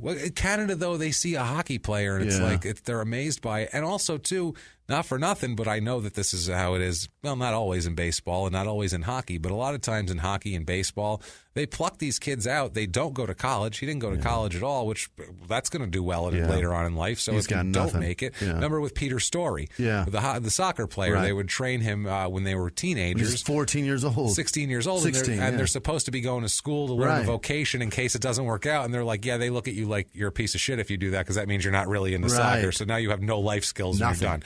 So that's basically what's going on here, I feel like, with him. Now, a teammate said about him, this is about him on mission. A teammate on mission said, quote, when Pat is on the ice, he is always bothered. He can change the game at any time with a good check or a good fight. In addition to being one of the best pugilists to have ever played the game, he can be used on the power play. I'm very happy that he's coming here. Second time on this podcast that the word pugilist has been in. Pugilist. I like it. Yeah, I like it. Pugilist. That sounds good. It's heavyweight pugilist. What was his name? David Tua. David Tua. Heavyweight pugilist David Tua. I love that so much. God, Stewie, you're the best. Go on. Now we have an in their own words. All right. In their own words on signing with Mission. This is the shit. This is him saying, I am good now. This is his French-Canadian, I am good now, translated into English. He says, in their own words, quote, I'm out of therapy. It's been a long time that I did not feel like that.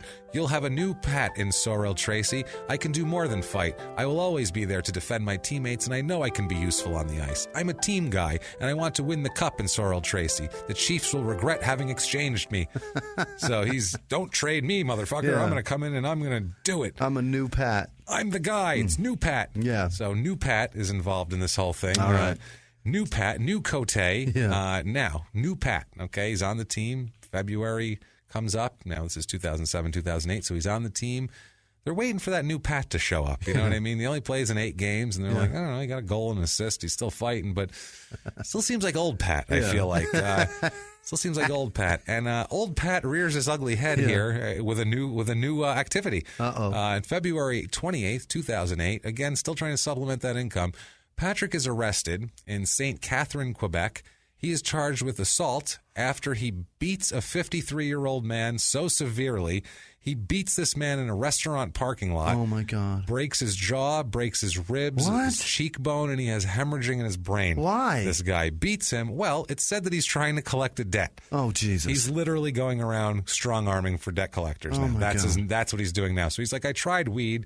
That's kind of a rough one. Yeah. It fills your whole trunk. Right. But if I just go around and beat up a middle-aged man and take his money, and that's what I do. That's terrible. That's what he's trying to do. So, Grace, is he an organized crime henchman? Is that what he's doing, or is he just like he's loan sharking and then going and getting the money back? First of all, I know French Canada, is that the way you'd say it? But like Quebec, Montreal, a lot of organized crime there. Really? Oh, there's a shitload of organized crime there. There's a wrestler named Dino Bravo that I found I knew who Dino Bravo was, but I found his ultimate fate in some research I was doing where he was smuggling cigarettes back and forth across the border. That was a big thing there, smuggling cigarettes. Jesus. For some reason, there was a tax issue and whatever. Oh, I got you. So they'd smuggle cigarettes, and basically he ended up being one of his warehouses got busted, and the people who he owed money to came in and shot him like 35 times in his house. Holy and this shit. was like, he just stopped wrestling in WWE at the time, and WWF was like 92, and then they found him just riddled with bullet holes in his home. See, kids, cigarettes are dangerous. So that's how they're dangerous. So, but I mean, there is known to be a lot of organized crime in the French-speaking Canadian world. This is very normal, and a guy who... And they are vicious over like the most fucking petty thing. Smuggling cigarettes. That's amazing. There's big money in that, though. Well, that I'm was sure a big there deal. is, but it sounds stupid. But this is like he's a guy who, if you want, this is almost, he's like Rocky in the first Rocky. They go around and break, he's a, kind of a bum athlete that's go around and break that guy's knuckles. I mean, it's that sort of thing. So he beats this poor guy so severely, like I said. Terrible.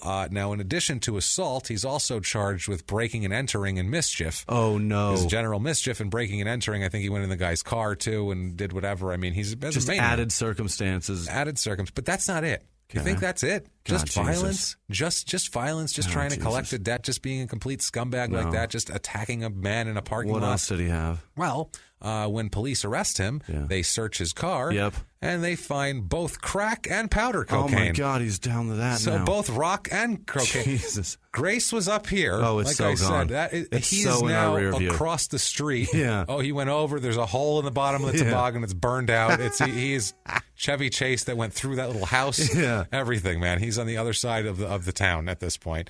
He's a complete mess. They're expected to charge him with the cocaine, too, in the next couple days after it. He's being held at the time without bail for psychiatric evaluation. Good God. Like, let's make sure this guy even knows what fucking planet he's on, because clearly he's insane. He's got rock and powder in his car, and he's roughing folks up. And he's beating guys silly. And he probably, gets himself all coked up so he can go beat the shit out of a guy and not fucking have any whatever. And have plenty of stamina and energy left over. Plenty of stamina and energy. I mean, beat the guy so bad he was in the... I don't know how much money that guy owed, but Jesus Christ, I would think we can clear his debt now. Brain hemorrhage? I think it's over. Ribs, face, jaw, Wipe it to zero. Let's wipe it to zero, depending on what he has. So now in 2009, a little later, beginning of 2009, this finally goes through, and he is sentenced to 2 years in prison for the assault. Wow. Now he's going to prison. He got more time for beating up an old man and having rock and powder than having...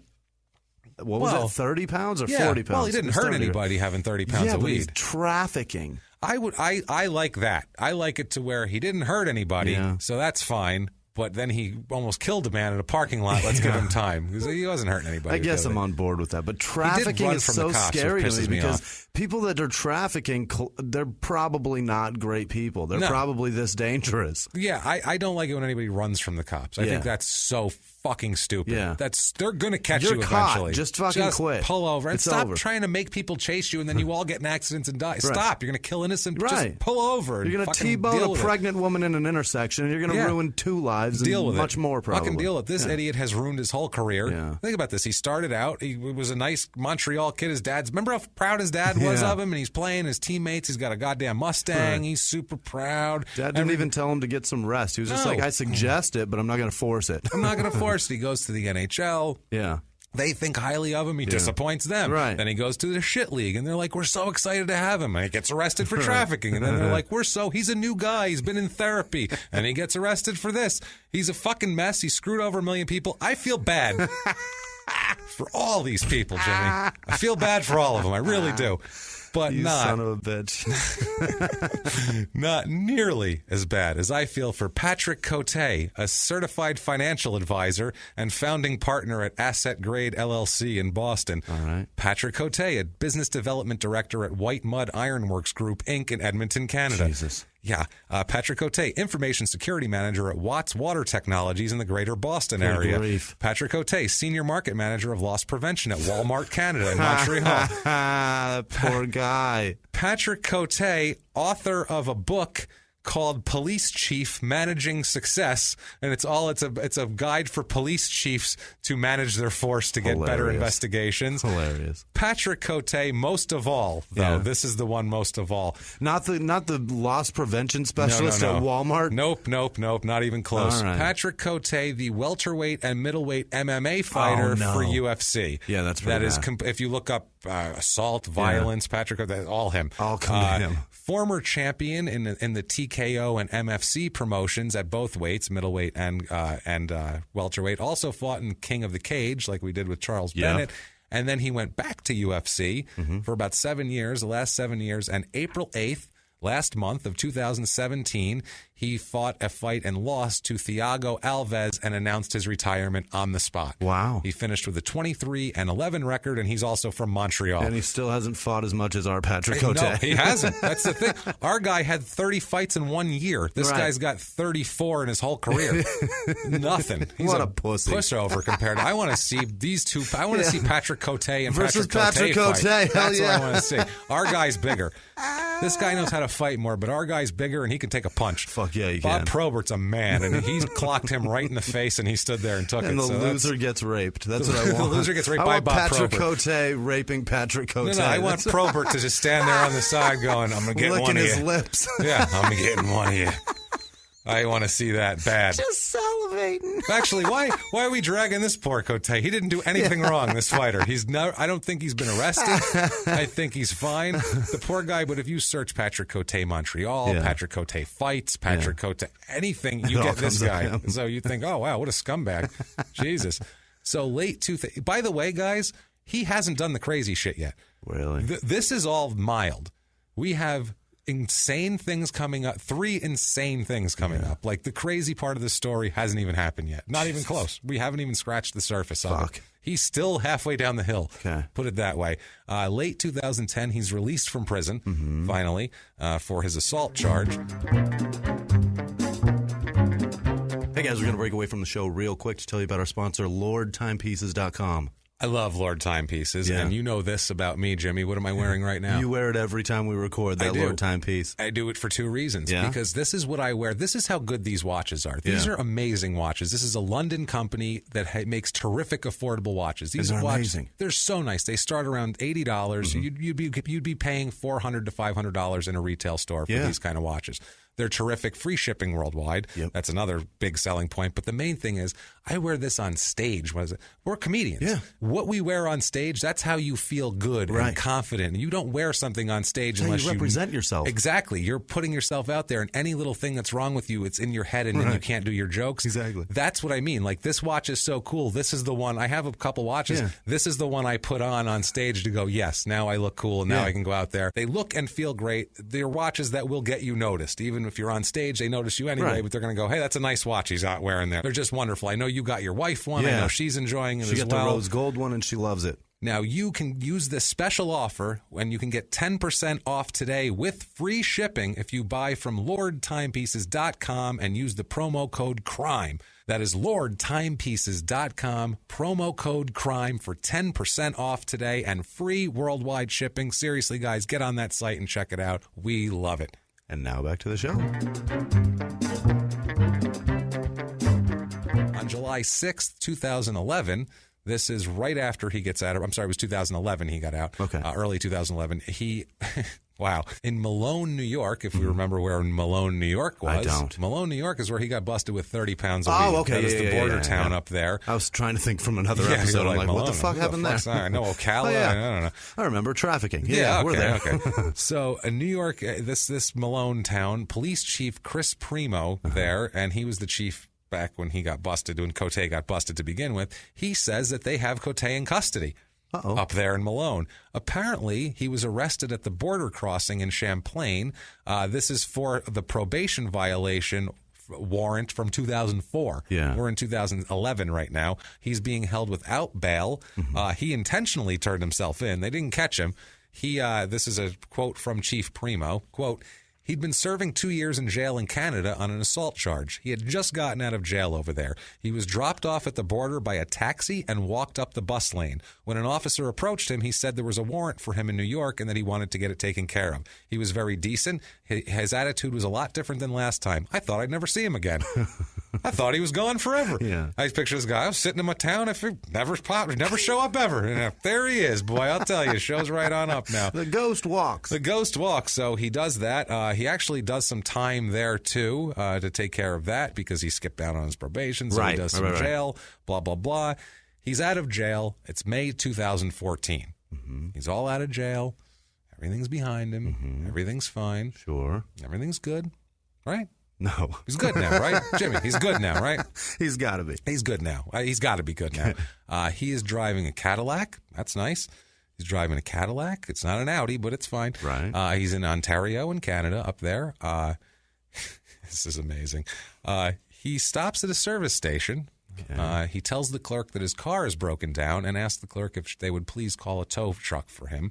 The clerk finds his behavior suspicious and calls the police.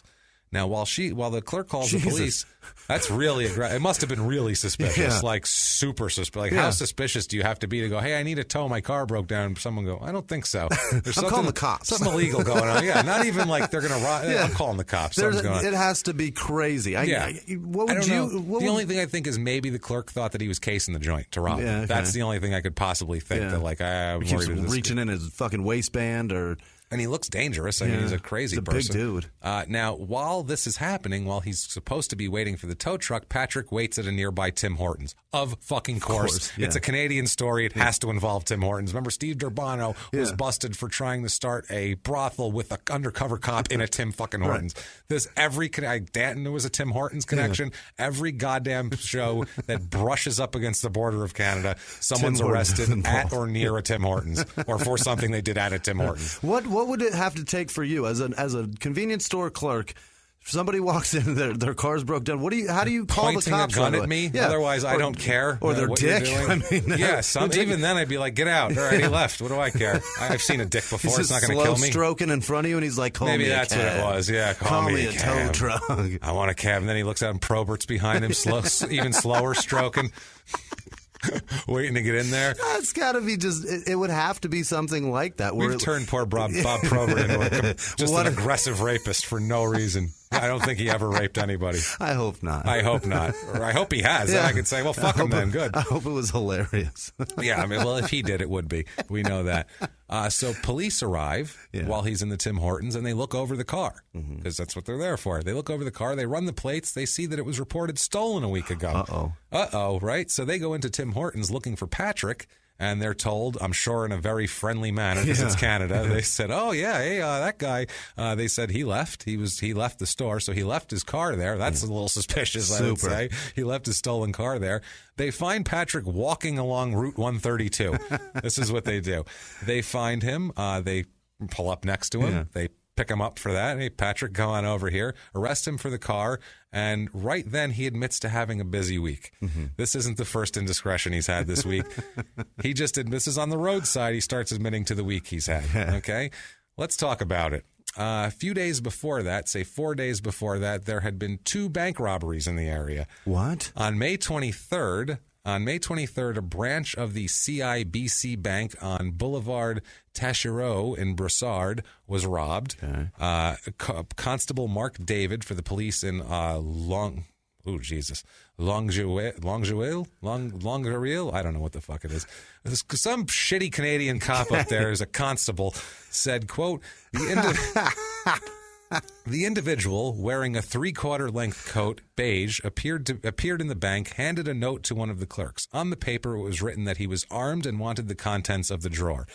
Described as about 6'3", about 200 pounds.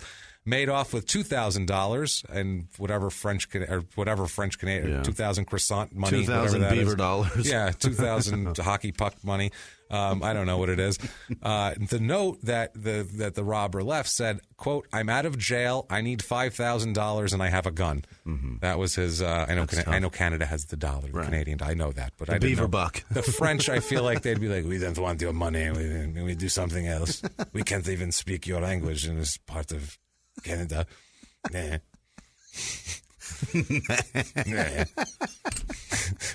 some distasteful grunt at the end of the sentence. Nah. I'm better than you. Yeah. I am better than you. I will have Rob Probert rape you like nobody's business. With a puff of a cigarette. So a few days later at the Laurentian Bank in the Saint Constant was robbed in the exact same manner. So 2 bank robberies 2 days apart, exact same manner. Patrick admits to being the robber for this right there on the side of the road. He's like, "Yeah, I stole that car. By the way, couple of banks right here. I'm your guy. I'm your guy right here." And he's You're looking arrested for a bank robber. I'm your guy. I'm your guy. Yeah. He's arrested. No shit for, he was already getting arrested for the car. But he's got that hacky, the guy said 3/4 length beige jacket. Yeah. He's got that hacky beige trench coat. That stupid one. Yeah, I'm sure he had like sunglasses on and a hat. With that fucking, like that waist rope. It looks basically like somebody made a bathrobe out of like khaki pants. That's what it looks like. I want to take my pants. Here's what I want to do. Make these dockers into a fucking jacket. I have a lot of pants. Okay, I really do. Way too many. Way too many pants. Not enough 3/4 length trench coats though. Kind of windy out. Really feel like, and it gets down, I have a windbreaker, but that's up above my waist. And I have like a floor length, like a duster, but I don't want to get crazy with that. So we could make these dockers into a nice trench coat. Here's the thing. When it's windy out, I got my windbreaker on, I got my dockers on, my balls never get cold. I'm telling you, these pants would make an amazing jacket. Perfect jacket. Perfect. It'll keep Bob Probert away from my ass, too. The ugliest jacket that ever happened. Unreal. So, he admits not only that he robbed the banks, but also tells them he wants to return to prison. Really? He's like, "I want to go back to prison," he tells them. Arrest me, do this. I guess he's right. He's already in a bad way. Yeah. It's a better place than bank robbery. Yeah. So July 23rd, 2014, Cote's lawyer, they're in court. His lawyer's name is Remy Cornier Quintal. I'm already laughing. As soon as you say his lawyer's name, I'm like, this is going to be hilarious. Remy Cornier Quintal. That's what we were going to call him. He said... Lots of I's and E's. Yeah, he said that if his client wanted to return to prison, if that was true, it was because he, quote, did not like the outside life. Well, that's what he said. Who does? No. But I don't want prison it's better either. than prison. I like it. I would say, do you like your outside life? Yes, very much so.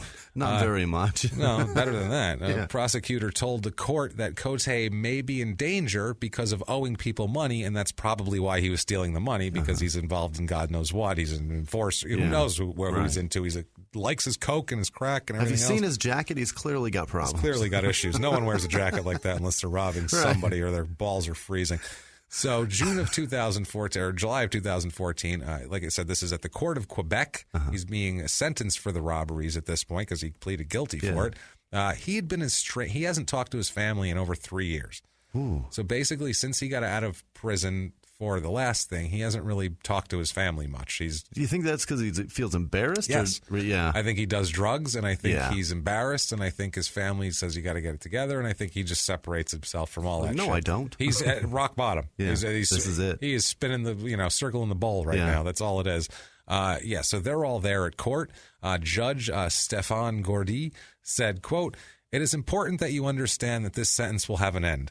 All I can do is suggest that you take advantage of inside services and try to prepare you for being out in order to be better than you were on your last exit." It's so hard because it's French and the syntax isn't right. I got you. So, so she said, get your shit together because you're going to get out. It's right. You're going to get out. She says, quote, "I still consider you very young. You have many years ahead of you, and I do not think you're interested in getting in and out." Patrick responded, "Thank you. It was a touching speech," but he actually wasn't being a prick. He actually meant it. And the judge said, quote, sometimes it's worth it, other times less. Right. Which, now, then she sentences him to 30 months in prison. So That's not pretty bad. good. You, sir, may fuck off. Yeah. You can go fuck off Or in you prison, won't. but it's not that bad. Right. You can fuck off, or you can hold off for a little while. And You can fuck off, but later. you're going to be stopping the fucking off eventually. Yeah, fuck off, but come on back when you're done. You know what I mean? Patrick is taken out of court. He avoids eye contact with his family as he's taken away. Yeah. By the way, crazy part has not happened yet. There's two insane things coming up. Boy. His father, Gillies here, he's just devastated by this. I'm sure. He said, quote, "I was proud of him for a long time. During the last year at Sorel Tracy, he was no longer himself. He was no longer the same. It is not a fine end. He had everything to succeed, and then he breaks down crying and sobbing and says, I cannot tell him anything other than I love him," and he runs away sobbing. So his father's just a broken fucking man. He's just like, new Pat sucks. New Pat sucks a dick, and he was like, "You're gonna love New Pat. New Pat eats dick. New Pat's a real asshole." Yeah, New Pat needs to get punched in the face by Bob Probert or Ty Domi or somebody. Get them in here. So, he's sitting there. I mean, good God, his family's so disappointed. He couldn't even look at his family. He couldn't even look at them. I wouldn't either. He's in court. He's had everything in the world, and now he's got nothing. And he's sitting in his fucking cell, and his family won't even come and see him either because he doesn't want to talk to him. Yeah. He doesn't want to talk to him. So they don't know what to do. He's sitting there in the cell, and there's a knock at the door, and he's like, "What the hell is that?" And it's the Mexican pimp, and he's back. Dragging his gun along the bars. I'm telling you, it's a Mexican pimp, and he says,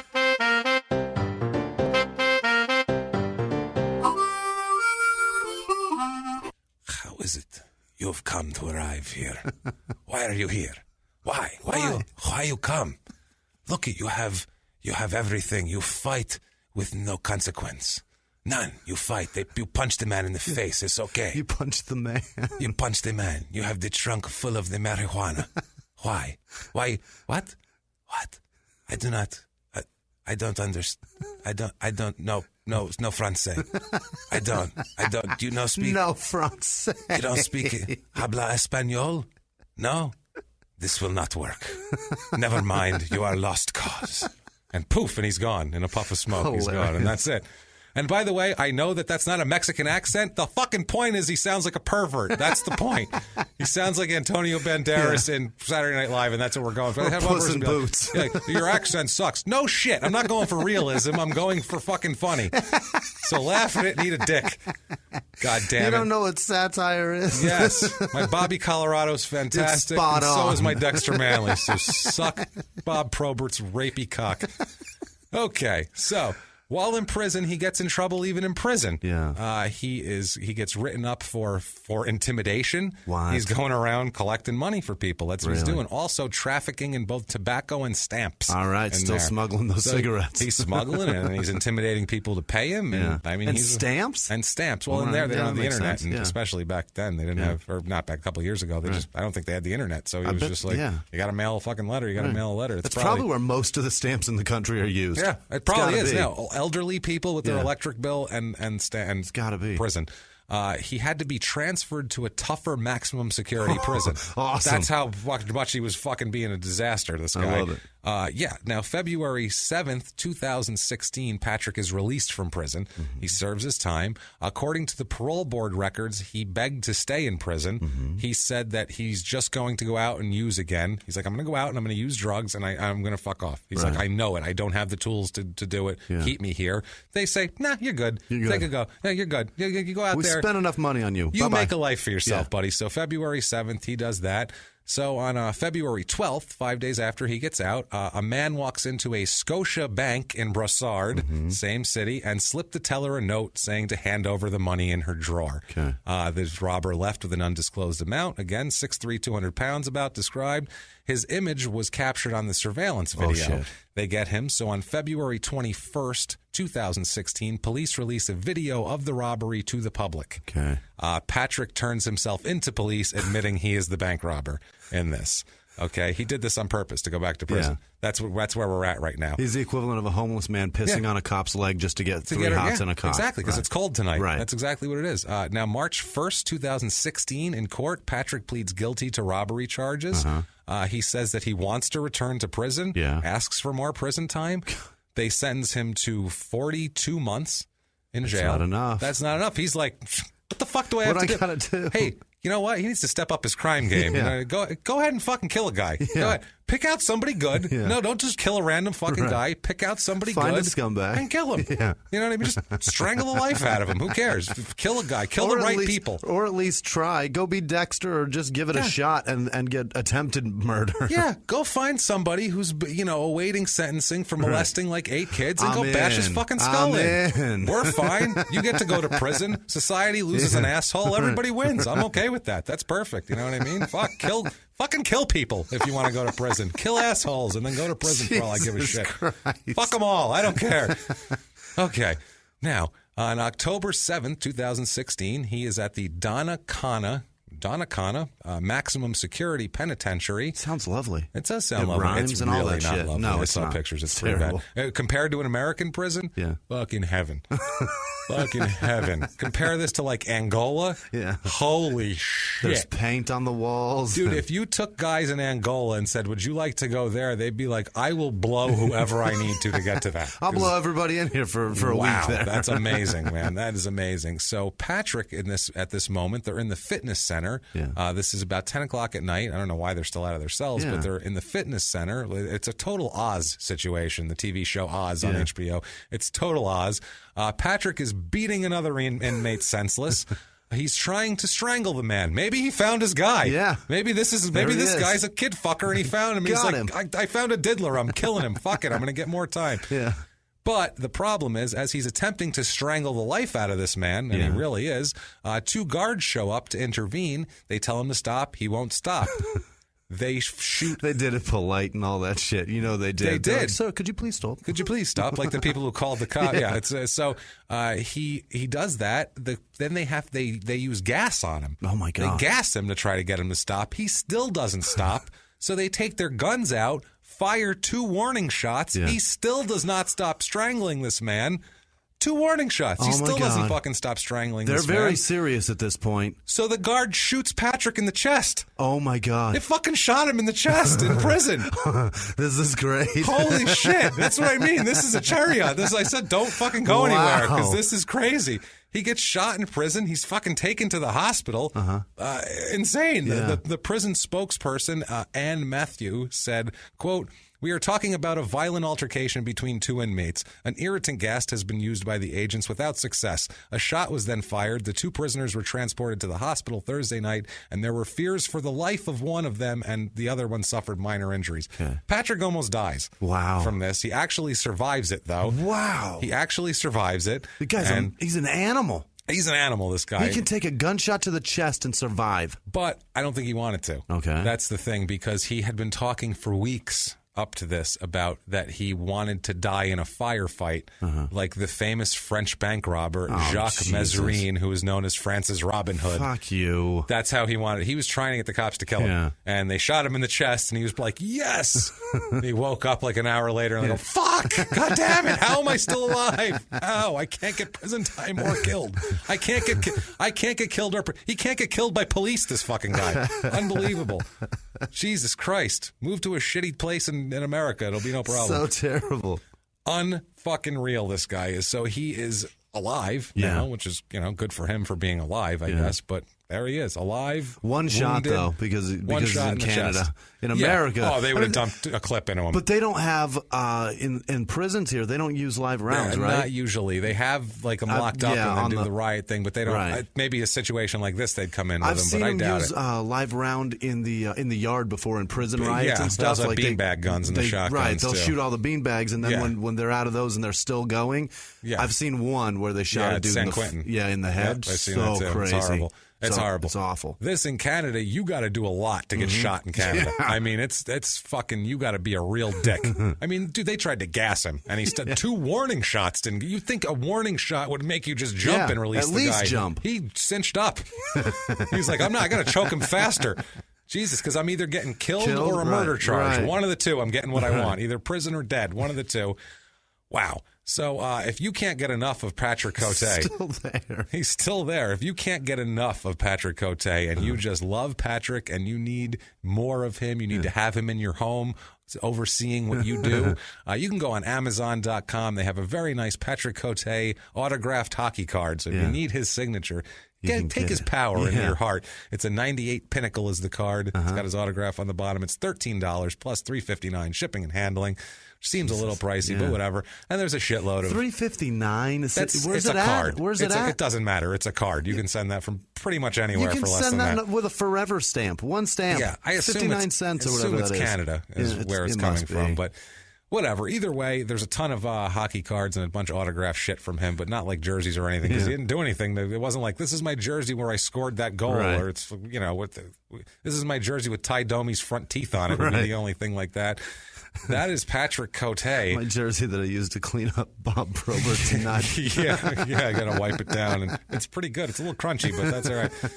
Now, that's Patrick Cote. Did I promise you the ending would be the crazy part, or what? Like, that's bananas. Batshit. I mean, not only does he get out of 5 days after getting out of prison, he goes and robs another bank, and he's like, I want to go to prison, and then tries to strangle a guy. I was like, this is the craziest fucking story I've ever heard. What a loon. Wow, this was one of those stories on the surface where this is a guy, it was one of those guys where I'm like, I don't even know who this guy, like, who is this guy? And he couldn't have done that much. And then it took me like hours of looking into him before I'm like, oh my God, he's done so much. He's Jesus such a terrible person. He's a maniac. He's a fucking menace to society.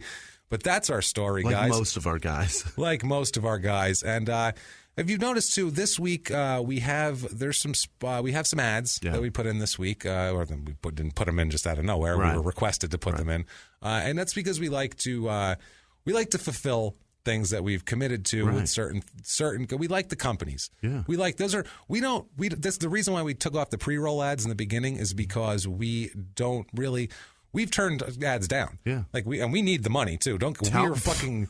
Please. Trust me, I don't. We make nothing. You know what? Let's fucking. You don't want to be honest, Jimmy?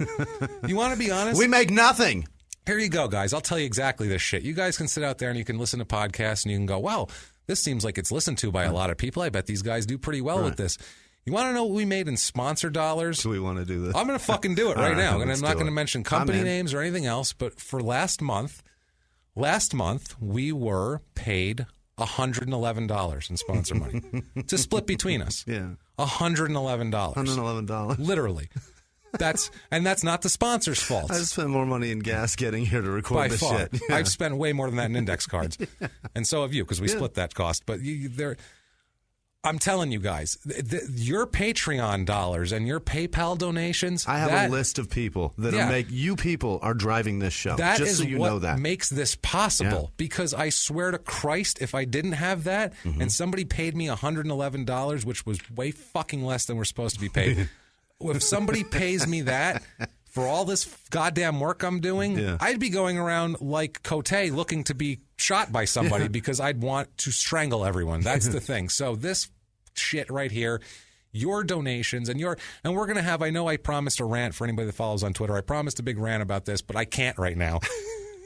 Hands are tied, people. The legalities of it are making me not be able to do this right this minute. Yeah. Trust me, in the next couple weeks, you will hear every drop of laundry. We're good like that.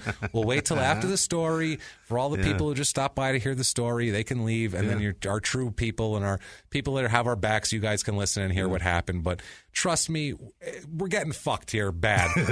We're getting fucked here. And you guys... Worse than Bob Proberts could ever do. Way worse than Holy Bob. fuck. Bob Probert has me bent over the studio counter right now. I could still. Jimmie, jump in and help me. I've got tear gas, and please. I've got health insurance. That would be fine. Yes. I'd be fine. James would be so fucked, and twice. Yeah. Twice. Yeah. Probert, and then by the insurance. But I'm telling you guys, your dollars and your support have made it so we can do the goddamn show. And it's not even just the financial aspect. No, it's everything. you people giving a shit and talking to us and letting us know how much you care and letting us know the word. Because I'm telling you, the way podcasting is structured, nobody else gives a fuck about us, and it's not in terms of like they don't care about if we live or die, that kind of thing. They don't care about what the fuck we do. They just want to make money. Yeah, they and just I want get to that. make money. That's off fine. us. But And guess that's who fine. fucking else does? Yes, and guess what? And I guess who else does? It's us. And guess what? We want to control our fucking content and everything else. We want to control our destiny. Show. We want to control it for you guys because you guys care. And we've built this from shit, from nothing. We built this from my goddamn living room in a fucking apartment, sitting there with lavalier mics on. And I can tell you, come on, didn't man. do that or didn't give a shit or give a hand in that, and it's the people that are forcing us to not be able to tell you what happened. So that said, next fuck week, that. Guys, God next damn week, it. guys, tune in. But for now, guys, let's just go through the thing here. If you like what you hear and you want to support us. And really, we could use the pick-me-up right now. You want to support us, please get on iTunes, give us 5 stars, tell us your following instructions, following directions. It helps us immensely and even more now. We need you. And also, too, if you want to help us out, you can get on patreon.com/crimeinsports, and you can drop a donation there. There's some cool rewards there. And honestly, you're just helping us do the show. And also, you can make a one-time donation on PayPal. Our PayPal is crimeinsports@gmail.com. And besides that, you can get a hold of us on social media. Please do that. Tell us whatever you want. We are at Crime and Sports on Instagram, at Crime and Sports on Twitter, Facebook.com/Crime and Sports. Everywhere there's Crime and Sports, everywhere there's anything, we are there as Crime and Sports. And here are some fine people that have donated this week, and they are my heroes. Jimmie? First off, the people that listen, you see it on your phone. It says Crime and Sports. I got so many emails or notifications this week telling me they finally found it. Yes. It's because they were searching crime and sports. No. Crime in sports. We've been saying this for a year and 4 months. Find that. That's the title of the show. Right. And real quickly, Zach Olish, he loves the show, and his wife Rachel. Apparently, Crime and Sports has taken over their marriage. They both listen together now, but he adores the show and he's obsessed, and he's gotten her involved. So thank you both for listening. You guys rule. People that supported this week, I'm leaving Twitter and Instagram and all of the social media aspect out of this entirely because I really want to drive home to you guys that these are the people. Granted, you guys support as well, but this is what is driving our shows these weeks. Because you guys do too. With your love, but this is what we were just. This is germane to what we were just talking about. And these are the people that are making it so I can put gas in my car while I work fucking 60 hours a week on this show to make $111. So in a month, not even so I can make $55.50. I apologize. So Robbie Burden, Mary Zellers, Ryan Crum, Kelly Mack. She's a Small Town Murder fan. Dylan Field, he's fantastic. He said that if it weren't for these shows, he would kill everybody in his office. Basically, is what he said. John Ellis, Don Mayforth. Yeah, we're saving lives. I like it. John Ellis, Don Mayforth, Tamara Talavera. I love that name so much. It's so awesome. Good. It's a good name. Heidi Vogel, Laura Sinclair upped her donation, so thank you for upping your Patreon. So much. That's God awesome. Damn it, you guys are the best. Kimberly Gall, Mary Virginia Avery, Patrick Sokol, he upped his donation as well. Iana Nelson, and she gave saying specifically, this is for James's health insurance. Margot Sweeney in Denver, she's obsessed. Stunning Steve Cowdonis. Stunning Steve, that's his name. Stunning Steve. Sparkle Hamilton, David Burgess, Greg Baxter, Colleen with no last name, Morgan Martin, Jill Citron, and Molly Hewitt. You guys, I can't stress enough how important the work is that you're doing, and I can't thank you enough. I truly, just saying your fucking name on our show is not enough. If I see you ever, I promise you a hug is in your forecast. If you want one. You deserve it. We're not going to probe her. No. Well, some of these dudes, I don't know. He's got the word probe right in the first 5 letters of his name. Probe, right there. No, so but thank you all. You truly. guys have warmed a couple of comics' black, cynical hearts. You've taken them. They turned into little. They get the size of a walnut, and they barely beat. And they're just the world sucks, and they're shitting on us all the time. And you've made them kind of just. It's like a light gray now, and that's because of you guys. Thank you so much. It's crazy how much, I can't say it enough, how much the podcast landscape is really stacked against anybody without a name and without a network. And to have you guys give a shit about us and care enough to tweet, to write to us, to donate to us, I'm telling you, it's incredible. All you guys. Everything we've gotten out of this, it's you guys. It's the crime and sports movement. We're not journalists. No. At this moment, we're not on a network. We're not doing anything. But I do love when they tell us that they trust what we say over Fox News or any other fucking network. It's awesome. We're not journalists. We're a couple of comedians, so we don't have a big way to spread this other than you guys. And the crime and sports movement has come through for us. And thank you guys so much. Jimmie, you want to give them your social media? At Whisman Sucks, WHISMAN on Twitter, Instagram, and Snapchat. Find me, tweet at me. Let me know that you're listening. I love hearing from you guys. So fucking stick around. It's been great. I am at Jimmie P is funny. You can do that. Don't be crazy and try to spell my last name. You can't spell Pietragallo. Just copy and paste it from the show description. Doesn't even fit on a football jersey. And it doesn't in Madden. I know. I have to take the I out. It's a fucking disaster. Anyway, though, that said, guys, we cannot wait to come back next week with everything. And so live from the Crime and Sports Studios. If you like crime and sports, you can listen early and ad-free now by joining Wondery Plus in the Wondery app or on Apple Podcasts. Prime members can listen early and ad-free on Amazon Music. Before you go, tell us about yourself by filling out a short survey at Wondery.com/survey. In the 1980s, a rosé swept the country. Hey, Mike, I really like this white Zinfandel. Well, good. Now put it down. We're going to try another one. White Zin became America's top-selling wine. But most don't know that this sweet drink has a sour history. What began in 1986 with counterfeit bottles, a big fraud, a multi-million-dollar fraud, sent investigators chasing one of the most powerful families in the business, the Licciardis. But the closer the feds got to them, the more dangerous things became. It's a story of deceit. At the time, I was paranoid. Threats. You touch my kids, I will kill you. And murder. With a .22 caliber bullet to the head. What started with a scheme to mislabel wine spilled into a blood-soaked battle for succession. Welcome to Bloodvines. You can binge listen to Bloodvines exclusively and ad-free on Wondery Plus. Join Wondery Plus in the Wondery app, Apple Podcasts, or Spotify.